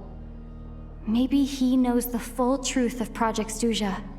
Maybe my next step should be to focus on him. All right. What are your plans for the rest of the day? Shall we head out? Hey, comrade. I noticed you were here during the debate. I didn't take you for a political enthusiast. Greetings, Harbingers.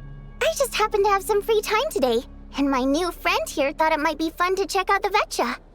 Ah, Odette must have introduced you.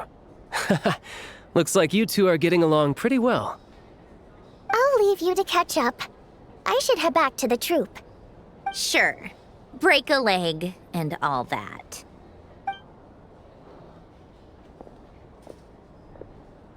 Thought it might be fun to check out the Vecha, did you?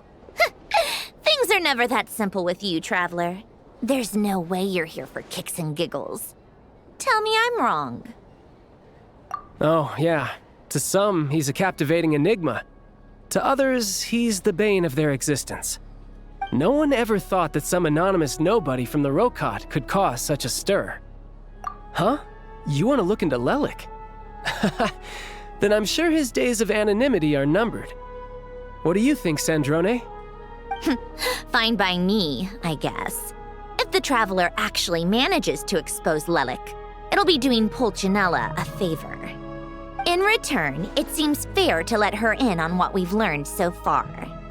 My thoughts exactly. Sharing is caring, after all. Head back to Glupov and grab the files on Lelik. It's easier to just pull the records than go through the rigmarole of getting the Traveler a visitor's permit. As you command, child, sir. In that case, since we're going to be waiting anyway, I'll have someone brew a pot of black tea.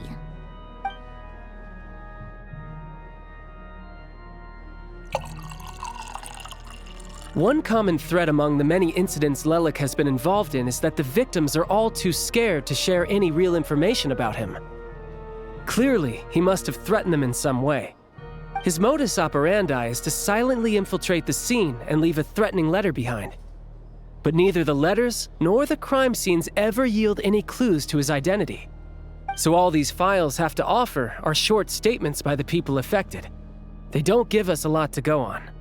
If nothing else, it shows we're dealing with a trained professional who's versed in counter-surveillance.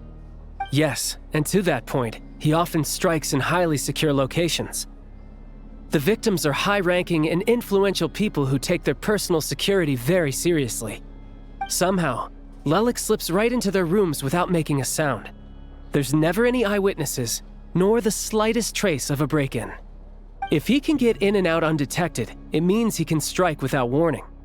Not that that's ever happened so far, but the thought is enough to scare these people sleepless.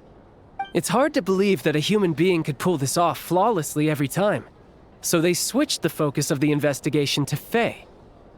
Unfortunately, no one's found anything yet. Careful, don't underestimate me. Although truth be told, I'd probably find it hard not to blow my cover. Direct confrontation is more my style. We haven't ruled out the possibility of Lelik being human. It's just, there can only be a handful of people in all of Teyvat who'd fit the profile. Faye, on the other hand, plenty would have the ability, but few would have the motive. No, not as strong as me. You'll never find the culprit with criteria like that. Let's go with a little weaker than me. There's no denying that Master is strong, but meticulous. We can only hope. She's just trying to find a reference point. Stop getting fixated on who's stronger than who. But that's the most important thing. In my opinion, anyway. Odette? Yeah, that seems about right. Her skills are solid, and she's always calm under pressure. Except she's Fatui, so the likelihood of her working against us is pretty low. But yeah, much more accurate than your previous example, at least. No, wait a moment. Maybe we should interrogate that assumption. What do you mean? Which assumption? Her Fatui identity doesn't necessarily exonerate her. And when you think about it, the Rokot would be precisely what she needs to conceal her identity. Plus, she wouldn't need to be such a pro at covering her tracks. She'd already know where the Fatui will be and when, so she could choose the perfect time to act. Oh, yikes. I was just thinking out loud. Why is this starting to sound like such a convincing theory? Still, what reason could Odette possibly have for trying to call off Project Snezhnaya? Arlecchino would be the best person to ask. She knows Odette best. Unfortunately, she isn't back yet. Rosaline used to open up to her in private about her struggles with Odette. As I'm sure you can imagine, Arlecchino is quite a lot better with children than Rosaline was. She gave her some tips on how to handle the situation, and Rosaline managed to reach a settlement with Odette before leaving. So I suppose there were at least no lifelong regrets left behind. Beyond that, I don't know the details about that side of things. But I do know that Odette definitely has a motive to hold a grudge against Project Stuzha. The reason being, her father passed away during the early stages of the project. That was back before it had been named Project Stuzha, when things were still being worked out. But in essence, it's remained the same ever since. Huh. The more you know. Rosaline was always so self-centered. I never understood why she started paying so much attention to Odette. Is that such a surprise? If you cast your mind back, you may remember that Rosaline and I weren't exactly close. We had tea together a few times, but that was about it. Odette's past is no secret. Her father was a fatus and her mother was a very famous ballerina. On the surface, it looks like she followed right in her parents' footsteps. But the truth is quite a different story. After her father passed away on a mission, her mother was overcome with grief. She broke her leg during a performance and could never dance again. Odette was only interested in ballet at the time, but this tragedy left the family with both breadwinners gone. They could barely make ends meet. Per Capitano's policy, family members of Fatui who died in the line of duty had to be appropriately accommodated and provided with adequate assistance. So, regardless of how Rosaline may have felt about it, it fell to her to resolve the issue of Odette's family's livelihood. In the end, the solution they agreed upon was to have Odette join the Fatui. Right, because the alternative would have been a one-off compensation payment, I guess.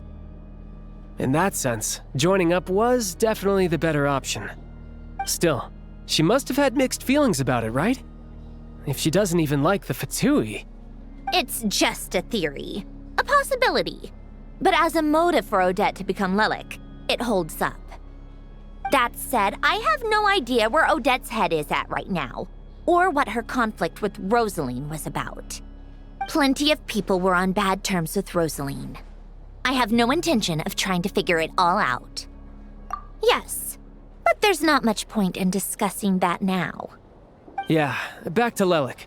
Since our investigations so far have turned up next to nothing, we've got nothing to lose by trying a new angle. Funnily enough, Tonya and I had actually made plans to go to the theater tomorrow to watch Odette's rehearsal. Unfortunately, thanks to this Lelik situation, I'll be stuck working overtime again. Which means you can go in my place. No point wasting the ticket. Plus, you'll get to meet Tonya. Spirit Seeker. Quite the classic ballet. It was passed down through Odette's mother's family for generations, though it hasn't been performed in years. But Odette's been practicing it diligently, and it's finally ready for a return to the stage.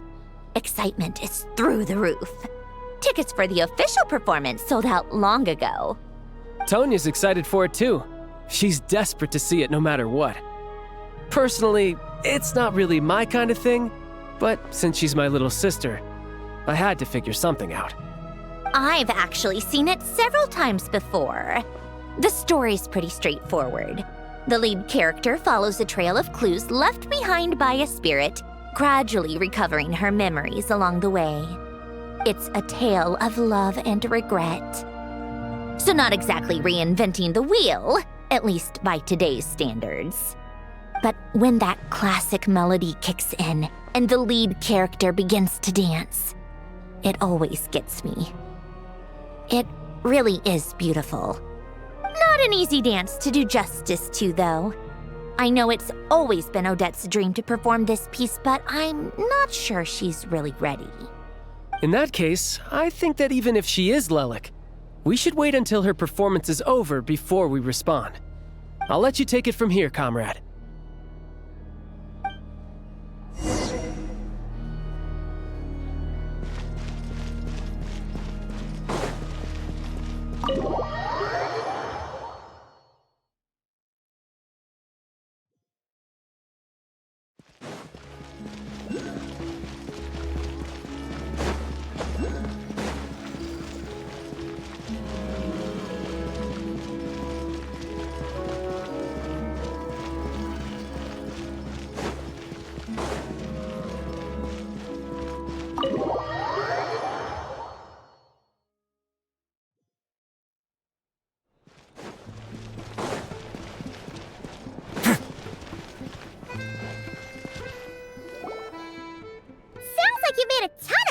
progress today. It's good that everything's going so smoothly. Next step is to head back to the theater and get a clear answer from Odette. Either way, Paimon doesn't get the sense that she's a bad person. Sure, she might have done some pretty extreme things, but Paimon bets she has her reasons. Maybe this is going too far, but like, with everything she's managed to do so far, wouldn't it make more sense in theory to be even more, heavy-handed? Why leave a letter when she could, well, we know there are plenty of other ways to keep people in line, right? The point is, she could have gone further, but she didn't. So, if it is her, she's got some principles at least. Yeah! Well, all you can do is follow the facts wherever they lead. No change, really. But that thing Paimon told you about yesterday? Paimon feels like she can sense it more clearly now. Hearing you talk about your day makes Paimon itch for an adventure. If only she could be there with you so we could experience it all together. Yeah, I wish you could be there too. I'm not used to adventuring alone. But don't worry, we'll get to the bottom of this. Guess it's just one of those things. Never mind. Paimon will behave herself and keep resting.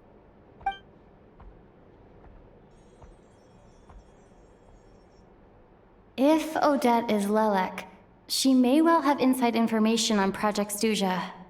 Her father was involved with the project's early implementation and tragically died in the process. Now, she's dedicated herself to bringing it to an end. It's hard to imagine she could have gotten this far without knowing anything at all about the tsaritsa's true intentions. When she spoke to us as a member of the Fatui, how much did she let on? And how much was she hiding? Only time will tell. Maybe tomorrow everything will be answered. Hey look! It's snowing! Could be a tough day ahead. Make sure you wrap up warm tomorrow.